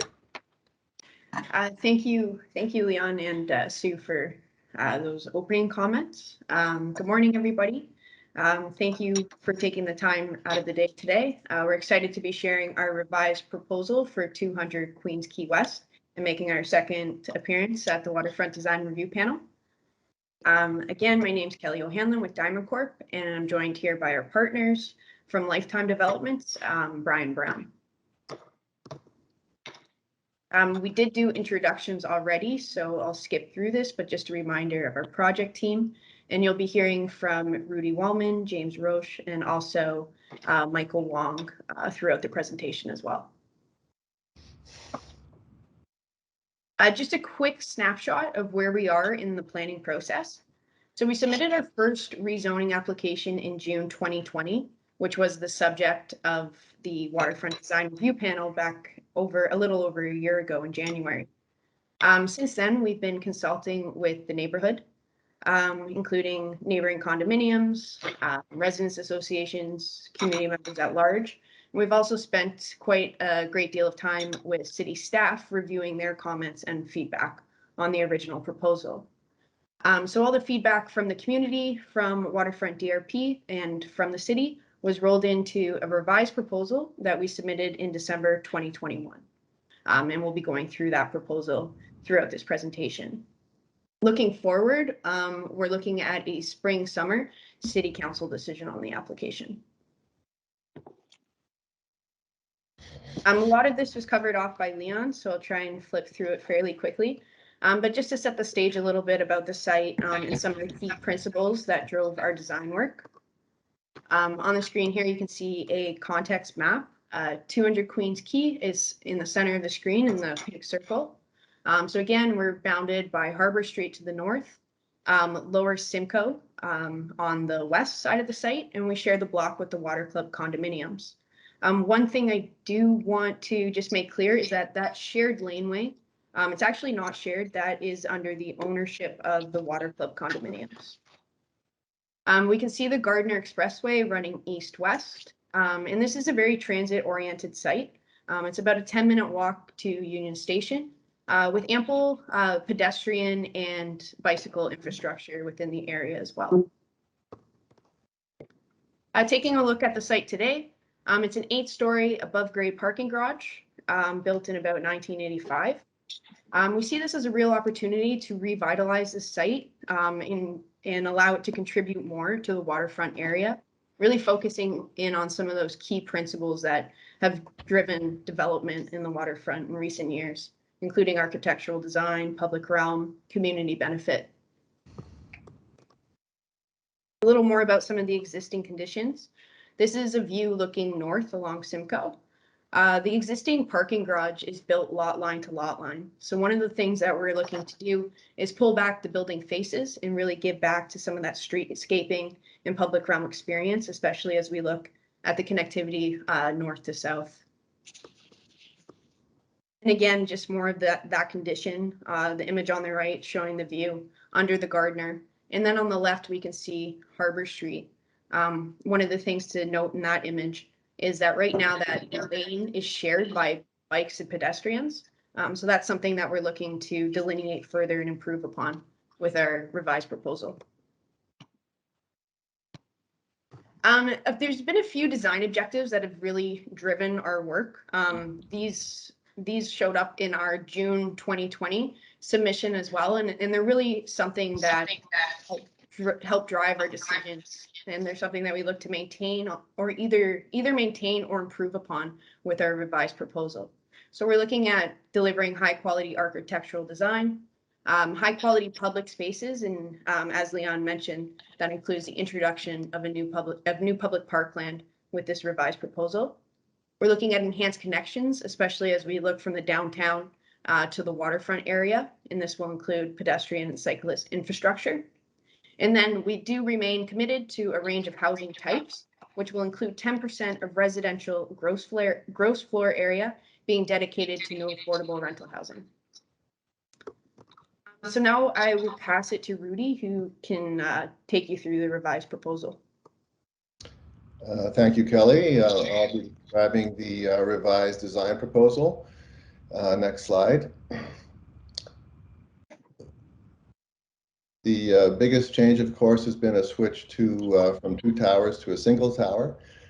Along with that, a reduction in height to 59 stories in total for the tower, and a reduction in height of the podium down to 5 stories at the east end and 2 stories at the west end.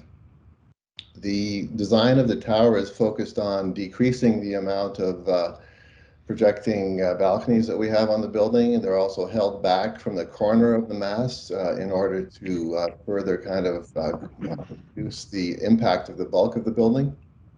And projecting balconies have been eliminated altogether from the east and west faces. The other change is that we have a single tower floor plate shape, kind of wedge shaped, from L6 to all the way to the top, and that complies at the upper part with the flight path requirements from the airport. Previously, we had a larger floor plate at the bottom and a smaller floor plate at the top, but that's been switched to a single plate from top to bottom. Next slide. And this shows very schematically the outline of the previous two towers in comparison to what we have now. Clearly creating a lot more breathing space between us and especially the adjacent water club buildings, as well as a significant reduction in the amount of shadowing that occurs on the Roundhouse Park, and we have a more detailed description of the way that works after my presentation. The next few slides are mapping views of the building from 4 quadrants, showing the relationship to especially 10 York. So we're creating, with the reduction in height, a clear stepping down of the massing from north to south, as well as from east to west, and a better relationship because of that with the lower water club buildings and the lower waterfront buildings to the west of us. Oh, can I? Maybe I will.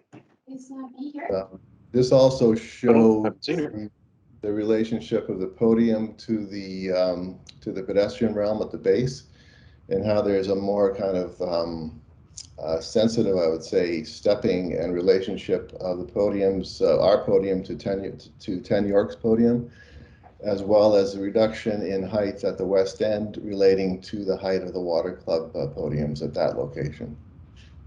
Next slide.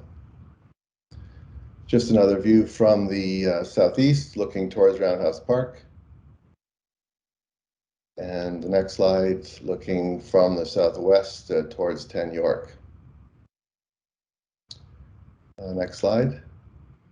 So statistically, we've already gone over this, so I won't dwell on it too much, but the reduction in the number of floors to 59 stories, the overall reduction in the height in meters to 197 meters, the height of the podium has been reduced, the tower floor plate is around 1,000 square meters currently, still very close to the previous larger size floor plate of 943 square meters, and the FSI has dropped from 19 to 12. And the subsequent reduction in number of units and residential GFA has gone down as well. Next slide.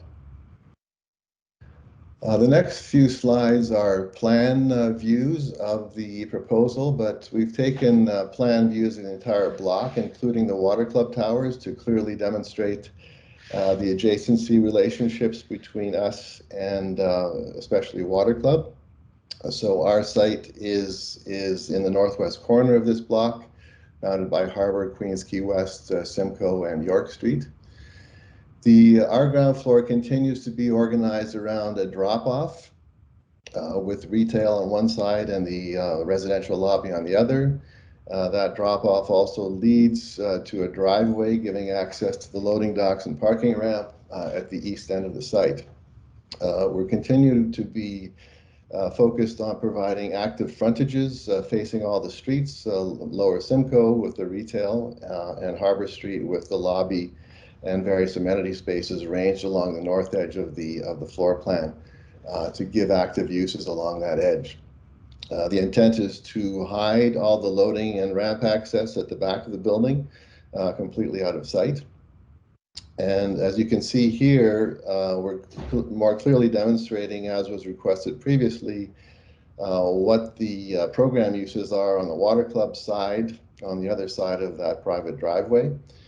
And you can see here that other than there's a through lobby at the east end, which services the 2 easternmost towers, and another lobby at the west end for the west tower. Other than that, most of the space, other than the daycare center, is given over to various service spaces, garbage collection, and loading spaces off their private drive. So we're not relying, and James is going to explain this in more detail, we're not relying or proposing that we use a water club driveway. All of the traffic on our site is handled within our site. This slide also shows the 500 square meter public park at the west end. This park now, we've held back the underground floors so that underneath the park is a full soil depth for the growth of large sized trees. Next slide. On the second floor, our floor plate is dedicated mostly to storage and service spaces, except for the west end, where we intend to put indoor amenity, likely the gymnasium. And you can see here how those uses relate to the water club uses. They also have amenity space on this floor, as well as the second floor of the daycare, which has access to an outdoor terrace. Next slide. On the third floor, our building steps back as much as possible, up to hopefully 14 meters, providing a fairly conventional rectangular shaped floor plate that follows the shape of the site. And L3 to L5 is where all of the affordable rental residential will be located.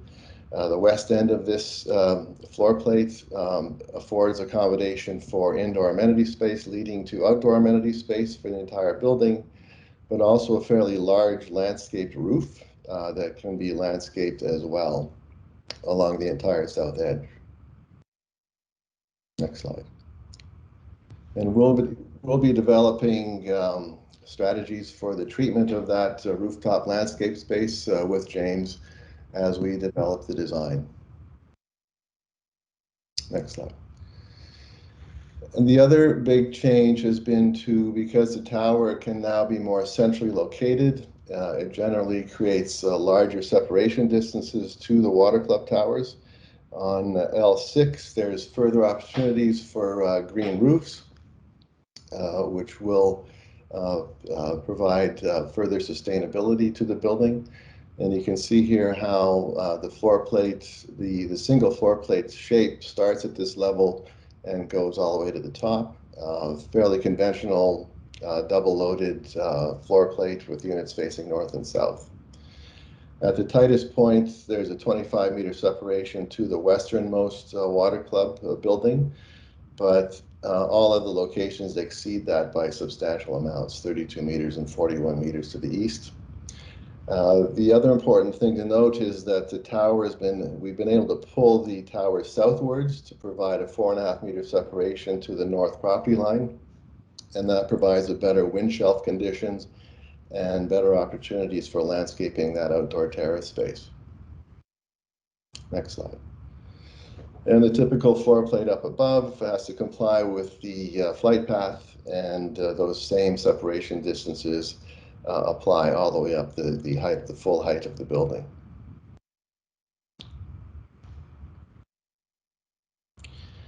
We've done the next 3 slides are section drawings through various parts of the site to more clearly illustrate the relationship both to Water Club but also to 10 York across Harbor Street, as well as the Gardner Expressway.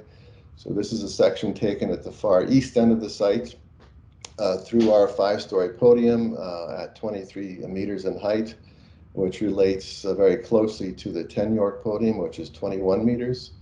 And then on the south side, stepping down to a 2-story podium that relates more directly to the height and kind of the massing conditions of the laneway, the Water Club laneway. Next slide. And through the middle of the site, we hit the daycare on the Water Club side with a 2-story podium on our side. And this also demonstrates the separation distance to the Gardner Expressway and the relative heights. So it's roughly 2 stories or 12 to 13 meters in height in that location.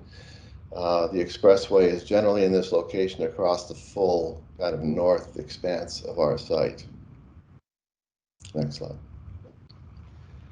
Then a section through Lower Simcoe Street showing how we are now stepping the podium down quite substantially at the west end, providing a much better pedestrian scale at the west end of the site and relating more carefully to the proposed public park, as well as the height of the podium of both the Riviera condominiums as well as the Water Club podium.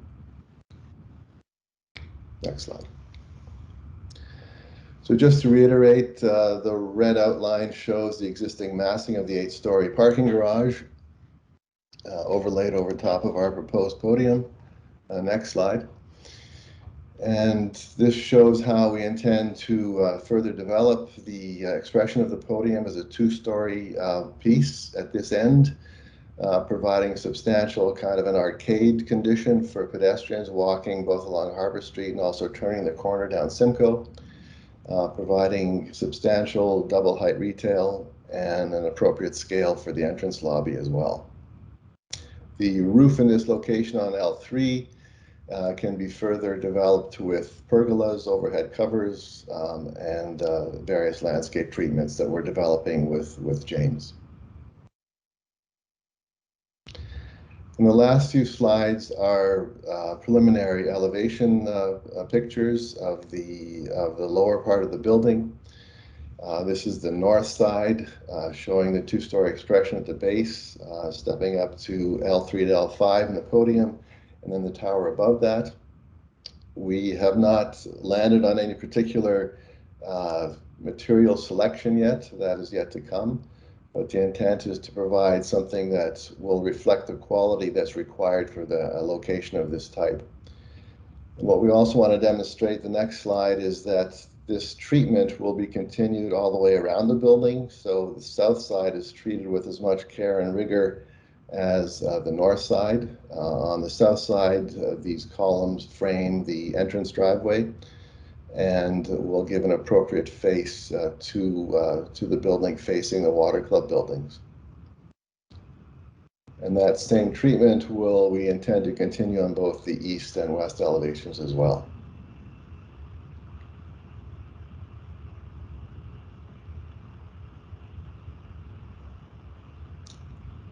Thanks, Rudy. So I'm just going to jump in and talk quickly about shadows. The shadow study was one of the key drivers of the revised proposal. We spent quite a bit of time with city staff really reviewing this and looking at how we could minimize shadows on Roundhouse and Olympic Park. So what we do believe is that the revised proposal does adequately limit and minimize shadow. Here we go. So what we're going to look at is just a quick snapshot. The orange color is the shadow of the revised proposal, and the blue shadow represents our original application, just so we can see how things have changed. So with the revised proposal, and really it was the reduction in overall height and the elimination of the west tower, which allowed us to achieve better conditions on Roundhouse Park. But what it does is limit the shadow to under 2 hours in the morning of March and September. And the majority of these shadows are off of Roundhouse Park by about 11:30 a.m.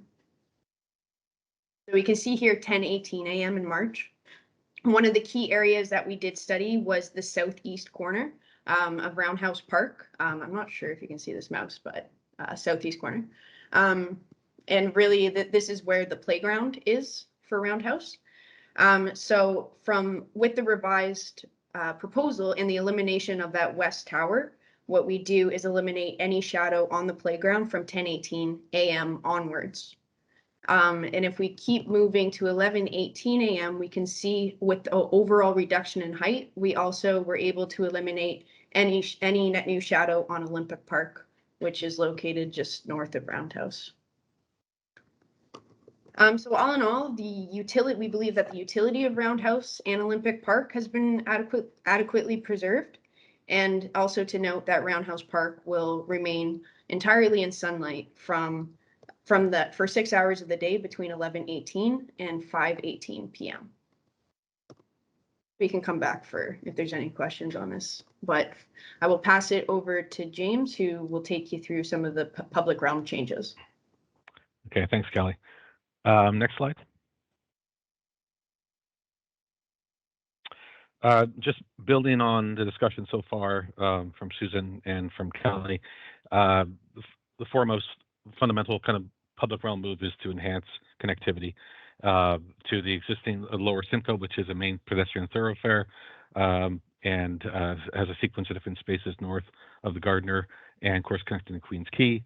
And this diagram shows now the new park, not a POPs anymore, that will be located along lower Simcoe, but also enhancing the connection along Harbor Street and pedestrian connections to the water club and visual connections also coming off of the off ramp and from underneath the Gardner and from the images that Kelly showed earlier from Queens Quay looking north to the park. So the park will play a central role in connecting these different spaces in the public realm.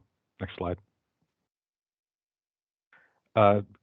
Site considerations, really quickly, Harbor Street, as I mentioned, the off-ramp, there's a sense of arrival into Simcoe intersection, the 10 York, the design on Harbor Street further east at closer to York Park and 10 Bay, and also we'll consider materiality of the waterfront as we start to develop the park with park staff going forward.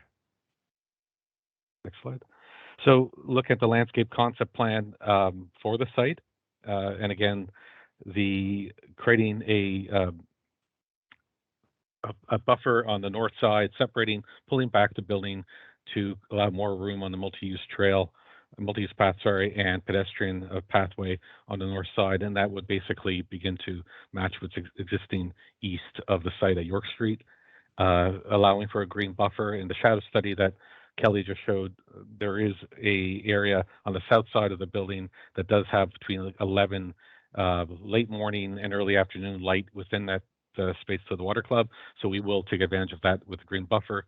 But the parkland dedication located on Simcoe does allow for, it does have sunlight in the afternoon to late afternoon. So that's the most sunlight on the site would be there. And with the added bonus of having the garage pulled back, we would not have a garage underneath that will hopefully have the ability to grow some larger trees at that dedication space.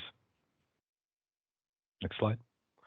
So looking at the previous, and the image of the POPs is a placeholder, and just to reiterate that we are going to go through a design process with park staff and Kelly and team to start to advance this and come back and present the park in the future.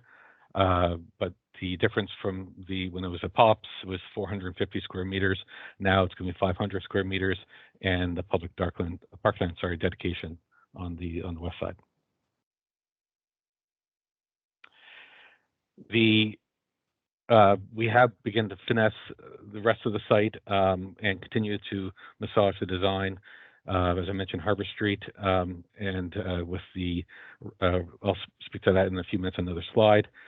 We have a smaller kind of pet relief opportunity on the south side of the retail and drive court, and a planted buffer on the south side and east side, and with parkland on the west side. One thing to consider as we look at that greater connectivity and enhancement along Simcoe Street is exploring different materials and different planting and different lighting strategy. Materials, as I mentioned, looking at the palette of the waterfront, but also the palette with working with Rudy and team with the drop-off and the architectural design. Thinking of it as a sequence of spaces from north of Simcoe, the wider promenade north on the east side, coming down through then even recent initiatives with the lower underneath the Gardner design and how that's going to advance and how lighting would be integrated with that approach, but also as you come off the ramp and how it's a different kind of gateway. This depends on a larger kind of threshold gateway to the waterfront with this added park to the design. Next slide. Looking at Harbor Street again, you have the existing photograph that Kelly showed previously, which was a shared multi-use asphalt path and very limited with regards to planting and space to separate pedestrians from cyclists. The sections AA and BB show through the current design where we can pull that apart and have a multi-use trail on the north side and a separation with the pedestrian zone with the underneath the architectural through the and the building face on the south side, and where we can have trees, we will propose trees. There are a lot of utilities and hydro vaults along this stretch of Harbor Street, but we know we have a detail that we developed further east closer to 10 Bay that we can extend across with planted areas with using stormwater and a bit more of a greenery on the design. Next slide. And Kelly mentioned earlier with the cycle connections, strengthening the multi-use paths on Harbor Street, and more or less maintaining the existing on-street bike lane on Simcoe Street. Our design will also incorporate a lot of bike parking, but also a bike servicing, something we'll consider and look into with the park design to make it just more cyclist friendly for the site. And it is a small park. It's 500 square meters, but we will take into consideration, of course, the park designs that are already been mentioned: Roundhouse Park, Love Park, Ontario Square, and Tyndall Park, to name a few, and consider what amenities are in those spaces. However, seating will be very predominant in this design, and as much as planting to kind of transform the space given its existing condition now, which is building face to the lot line, and how we could begin to create a more pedestrian-friendly space. And again, just showing the, this is the previous design that we showed for the POPs, which has to go through another design lens with park staff and pulling materials.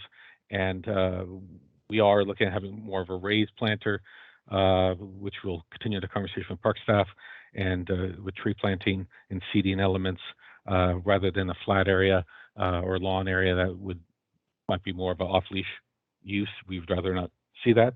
So we like to see more of a civic kind of park plaza space. And this gives the idea of the general width of it, roughly around 12.5 to 14 meters in width, and with the opportunity for seating, paving, and smaller spaces within the 500 square meter space. And the existing condition on the left, again, it's lawn area with a kind of concrete kind of curbing and sidewalk, and where we could begin to look at precedents for raised planters, perennial planting.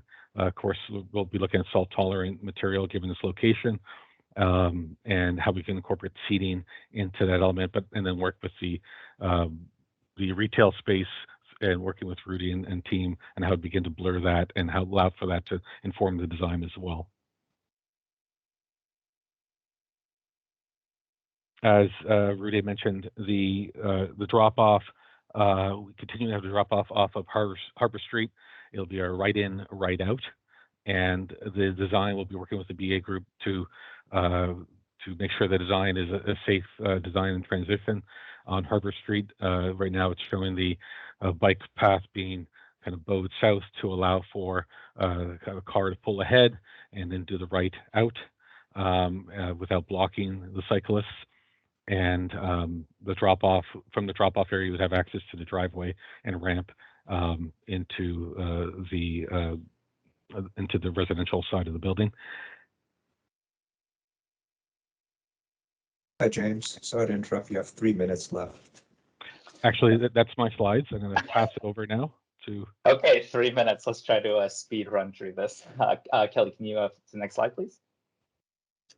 Great, thank you. So I just want to clarify that currently the development will be targeting TGS version 3 tier 1. And as everyone has really kind of discussed and elaborated on, there is a very strong emphasis here on the public realm and transportation and cycling, and really improving that pedestrian experience along the waterfront. Looking at the facade, we're currently considering a high performance double glazed assembly with a, as previously mentioned, minimized slab balcony interface to help reduce the impacts of thermal bridging across the development, as well as some bird friendly treatment, integrated native vegetation at grade. Next slide, please. Looking more at the building systems as a whole, we're currently, the basis of design will be a high efficiency hydronic plant with condensing boilers, a magnetic bearing chiller. We're looking at suite ventilation from high efficiency energy recovery ventilators, and the development will be possessing an improved envelope and targeting a moderate 40% window-to-wall ratio, which will help control the thermal heating and cooling loads in the development. Next slide, please. So on this, we've summarized some of our other key strategies for fulfilling the requirements of TGS. As previously mentioned, there's a strong emphasis here on our transportation strategy, including ensuring no excess parking and strong considerations and design details to encourage and enhance the cycling experience along the waterfront. I do also want to take a moment here to highlight that we will be and have been working with Wellman Architects to identify thermal bridges in the enclosure and look for any and all opportunities to reduce heat loss. Next slide, please.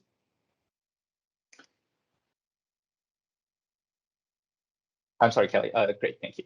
And so something that we have been increasingly cognizant of in this new industry, especially with version 3 is how building massing impacts thermal demand.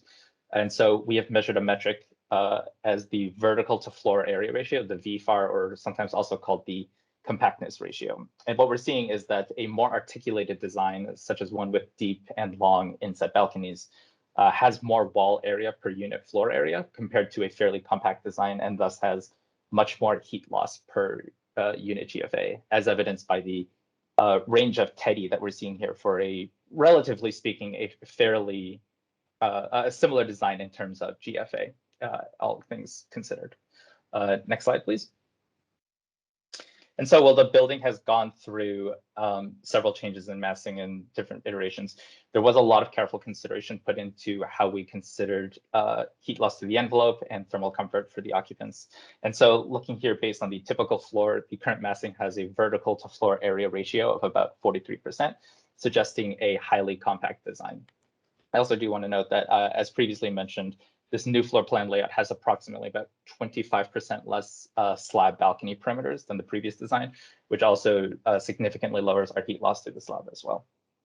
And I just wanted to thank everyone for their time and hand it back to Kelly for some closing remarks. That was record time, Michael. So that's our presentation.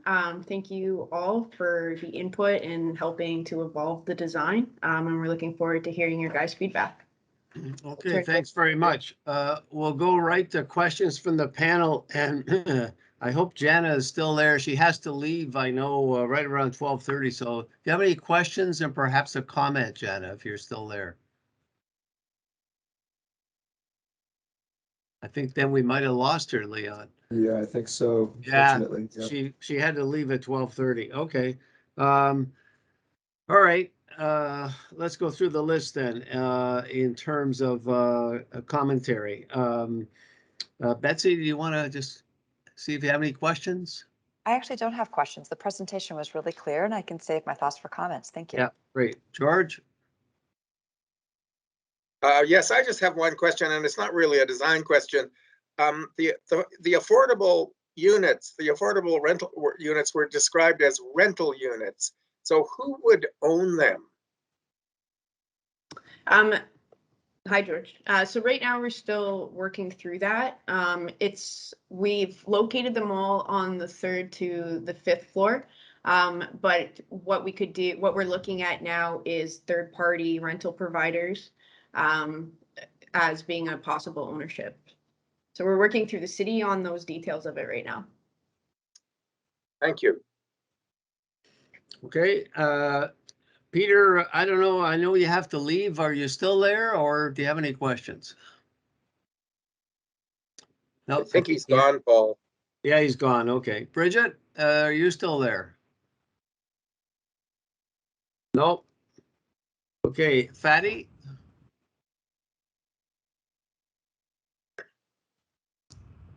We're losing them fast here. Are you still there, Fatty? Nope. I'll come back. Pat? Yeah. Am I correct that the tower floor plate is about 1,000 square meters? Yeah. And yeah, and so City of Toronto have high-rise guidelines that limit the floor plate to 750. How have they how has the city responded to this? And just love to know, you know, we're double standards sort of in the industry, or what's the city's response to the size of the floor plate?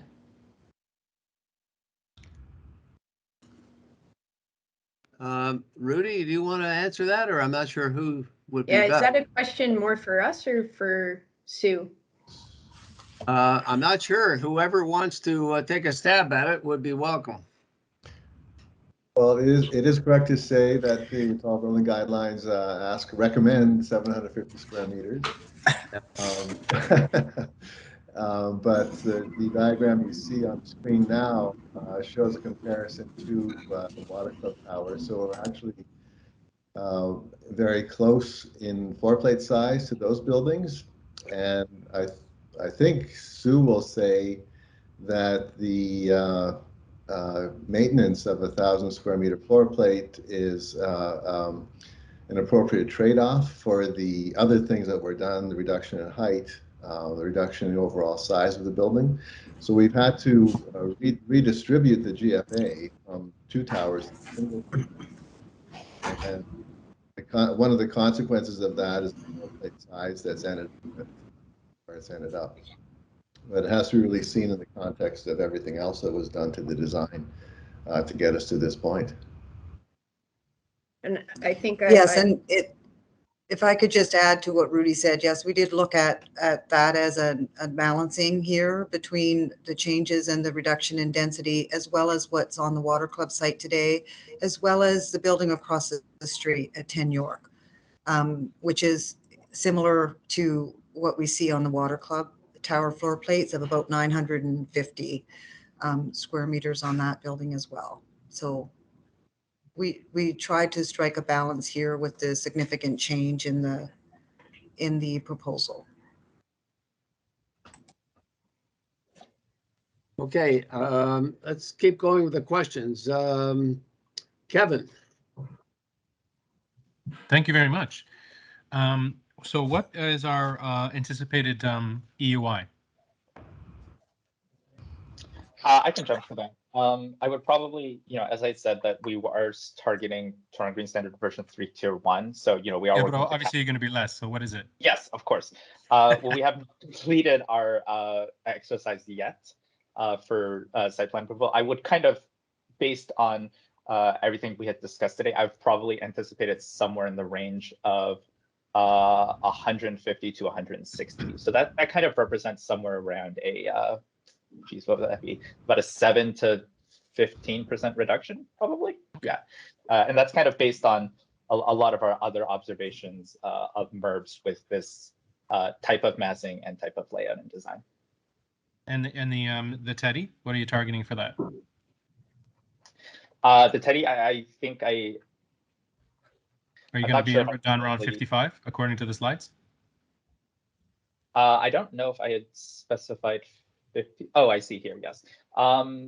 Yeah, I imagine it would be in the 55 to 65, 60 range. Yeah, somewhere probably in that range. Again, I can't really speak too confidently on any of these. These are based on some external studies that we've used. So obviously, of course, once we start to look into this building further, we might see some deviations. But as I had mentioned, we do have some very clear thresholds here, so we will be below that. Thank you very much. All right, Matthew.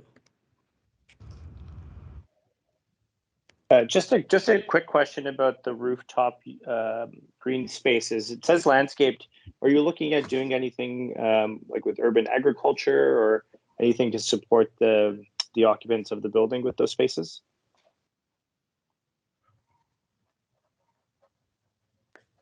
Rudy or James, you guys want to take those questions? What I can say though is that they will be accessible spaces. So we do expect to make them usable. The exact material and all that kind of stuff we're going to be working out through the site plan stage, but I don't know if Rudy or James, you guys have any initial thoughts on what it might look like? Well, we certainly have the space for that on level 3, and it's south facing, so it's actually fairly well situated in terms of access to sunlight. And how that space is actually used has not been completely detailed yet, but that's a very interesting concept, I think, to keep in mind as we continue to develop these spaces. Yeah, no, I think I'd Thank agree. you. It is just more how it would be managed. So that's probably the biggest kind of question. So yeah. Okay. Okay, I think that's it for questions. So let's go to comments, please. Betsy, you want to lead off?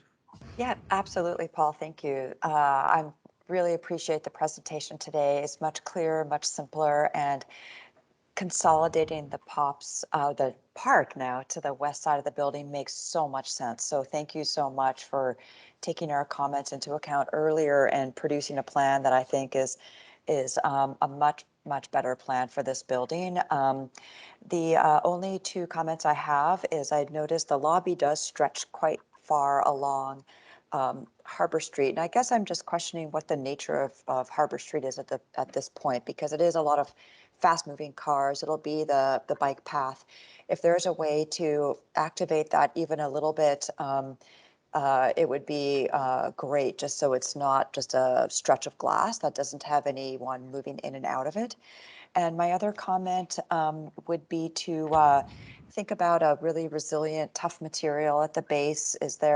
I like the idea of using black maybe in different ways. I noticed that you had glass and aluminum on the building. Could you use a stone material to kind of anchor the building down on that lowest level? I think would be within your palette and something that is robust and really applicable in our streetscape. And as always, plant as many trees as you can, and that will survive, because that's great trees make great cities. So those are my comments. Thank you very much for your work. Thanks, Betsy. George? Yes, I'm okay. Thank you, Paul. I'd like to underscore Betsy's point. I was kind of puzzled about I should have asked a question about this actually, about the extent of the lobby. It doesn't seem to me to make sense for it to stretch all the way along Harbor Street the way it does. And so maybe there's an option for some more retail there, rather than, I mean, you need a lobby obviously, but whether you need that much lobby seems to me unlikely.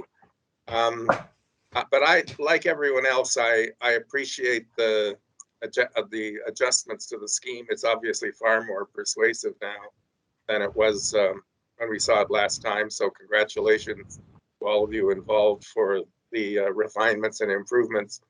And since Bridget Shim and Peter Busby have gone, I'll just say on their behalf, because they would obviously say, you're minimizing thermal bridging, but for sure, both of them would tell you to get rid of it altogether, especially where you've got your projecting balconies. Maybe Kevin was going to say it, but I know one of the other two would have said it for sure.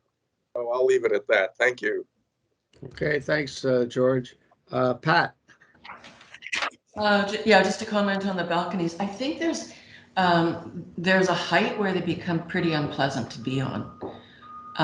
And so I would recommend, as a way of reducing the thermal bridging, eliminating balconies maybe from the 40th floor up, maybe even lower, and work through some other different idea about kind of indoor-outdoor amenities, either through sliding doors and interior guards or something. But I had the conversation with people that live in towers, and somebody that now lives on the 40th floor said, I hardly use it anymore. When I was on the 30th, I did. So there's some, something there, and definitely when you're on the water's edge, even more kind of brutal, I think. I appreciate all of the work done on the ground floor to knit in the loading so that it's not visible, to not be using the lane. I think all of that is really to be congratulated on. So thank you. Great. Thanks, Pat. Kevin? Thank you. Yeah, so I mean, given this this large tower, and I think it was in the previous scheme there was similar opportunities for simultaneous, or not opportunities, but there was similar time frames where there'd be simultaneous heating and cooling. And what I want to be realistic about these, suggestions, and that's all they remain. But if we have an infrastructure for the heating, you have the condensing boiler system, the hydronic system, you have a magnetic bearing chiller for the cooling. There will be, in my opinion, you know, as the sun sort of cascades across this tower, we're going to have large portions of the tower in cooling and heating simultaneously. And I'm just wondering, even with the same infrastructure in place, there can be any way in which that chiller can draw the heat out of those units that are in cooling and dump it into your hot water loop for the units that are in heating. And I think there would be quite a bit of time, you know, large number of hours throughout the year that happens. I mean, I'm not asking for a change in the heating system or the cooling system, but maybe like a heat recovery header is put on that. And then the idea is that as that boiler is not running, the carbon savings can be incentive for kind of future-proofing the building. So it's a suggestion to, you know, keeping all that similar infrastructure in place. There might be some room for carbon savings in there. So it's just a suggestion. Thanks. Great. Thanks, Kevin. Matthew. Thanks, Paul. I just wanted to first of all commend the team for the great work. It's really exciting to see the progress on this project and this site. Making the bold move of giving back a significant amount of underground space to allow for a park that's actually going to allow for bigger trees in it, I think is really fantastic. This park is not just on your site. It's creating a connection to the waterfront. It's creating a connection to underneath the Gardner, where we're working through other projects, and to the north side of the Gardner as well. So it's really exciting to see the progress of the work over the past year. So congratulations. Great. Okay. I think those are all the comments that I've heard from the panel members. So I'll try and do a quick summary and then we'll take a vote. Basically, the panel is supportive of the changes from the 2-tower to 1-tower scheme for the reasons that you've already heard. I think I want to start with not minimizing the fact this is a hell of a bold move. Getting rid of an 8-story above grade parking garage on Toronto's waterfront has got to be something that's celebrated. And I'm sure some people that use it now won't maybe think that way, but I think this panel certainly supports that initiative. So congratulations for being bold about that. The second thing is a number of suggestions have been made to take a look at before it comes back final form. In no particular order, one is the very long lobby along Harbor Street. It's like Betsy made the comment that, yeah, Harbor is a very fast-moving street. Does it need to be that long? What's the strategy behind that? Take another look at, you know, that lobby and how it's treated. Possible suggestion for some small retail or convenience or some other uses perhaps adjacent to the lobby if that's continued. So I think that's worth taking a good look at. When in doubt, do more street trees is the basic message.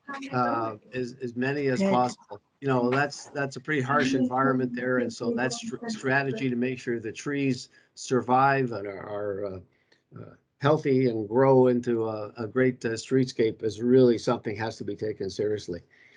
A comment about the energy utilization. I think people appreciate the moves as far as it's gone, but a suggestion was made on behalf of several other members that had to leave about actually do everything possible to get rid of the thermal bridging.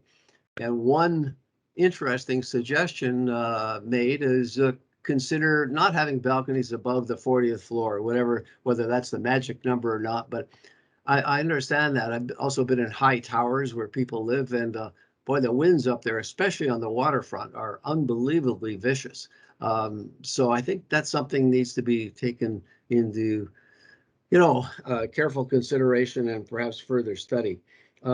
A great suggestion made by, I believe it was Kevin, in terms of looking at the opportunities for the cooling heating recovery strategy. If the black materiality is being used, obviously it's going to heat up in the summertime more than other buildings, and there's an opportunity to recapture that heat that should be clearly looked at. In terms of I have to make a comment on this. I wasn't sure what the city's response is. It'll be up to them. But in terms of the floor plate of the 1,000 square meters versus 750, I don't know whether a smaller floor plate of 750, 800, 850 was looked at. Obviously, it would mean a taller building, but I don't know how much taller. And so perhaps that needs to be answered clearly in the final design when it comes back. I don't know what the city's position is ultimately going to be on that. So those are some of the key comments. I know some of our panel members had to leave, but they've given us their proxy for the vote. And I would give you an opportunity, I guess, Rudy, to comment on what your reaction is to the comments you've heard from the panel members. Then we'll take a vote.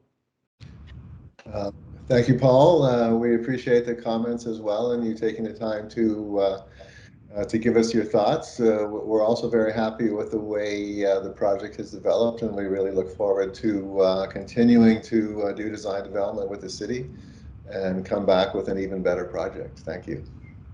Okay, we look forward to that.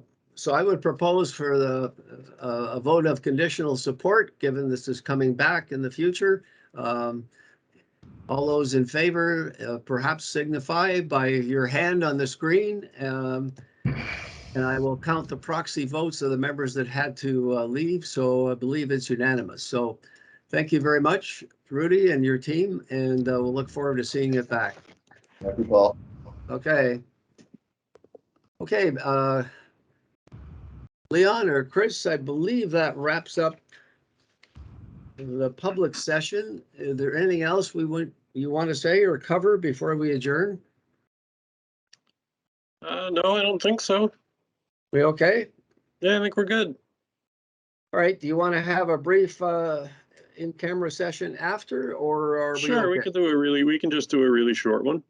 Okay, so maybe I could just ask our guests to leave and the panel members hang in for another 10, 15 minutes. We'll give it a few minutes to get everybody lined up. Thank you, everyone. Thank you, Kelly. Okay, bye, Kelly.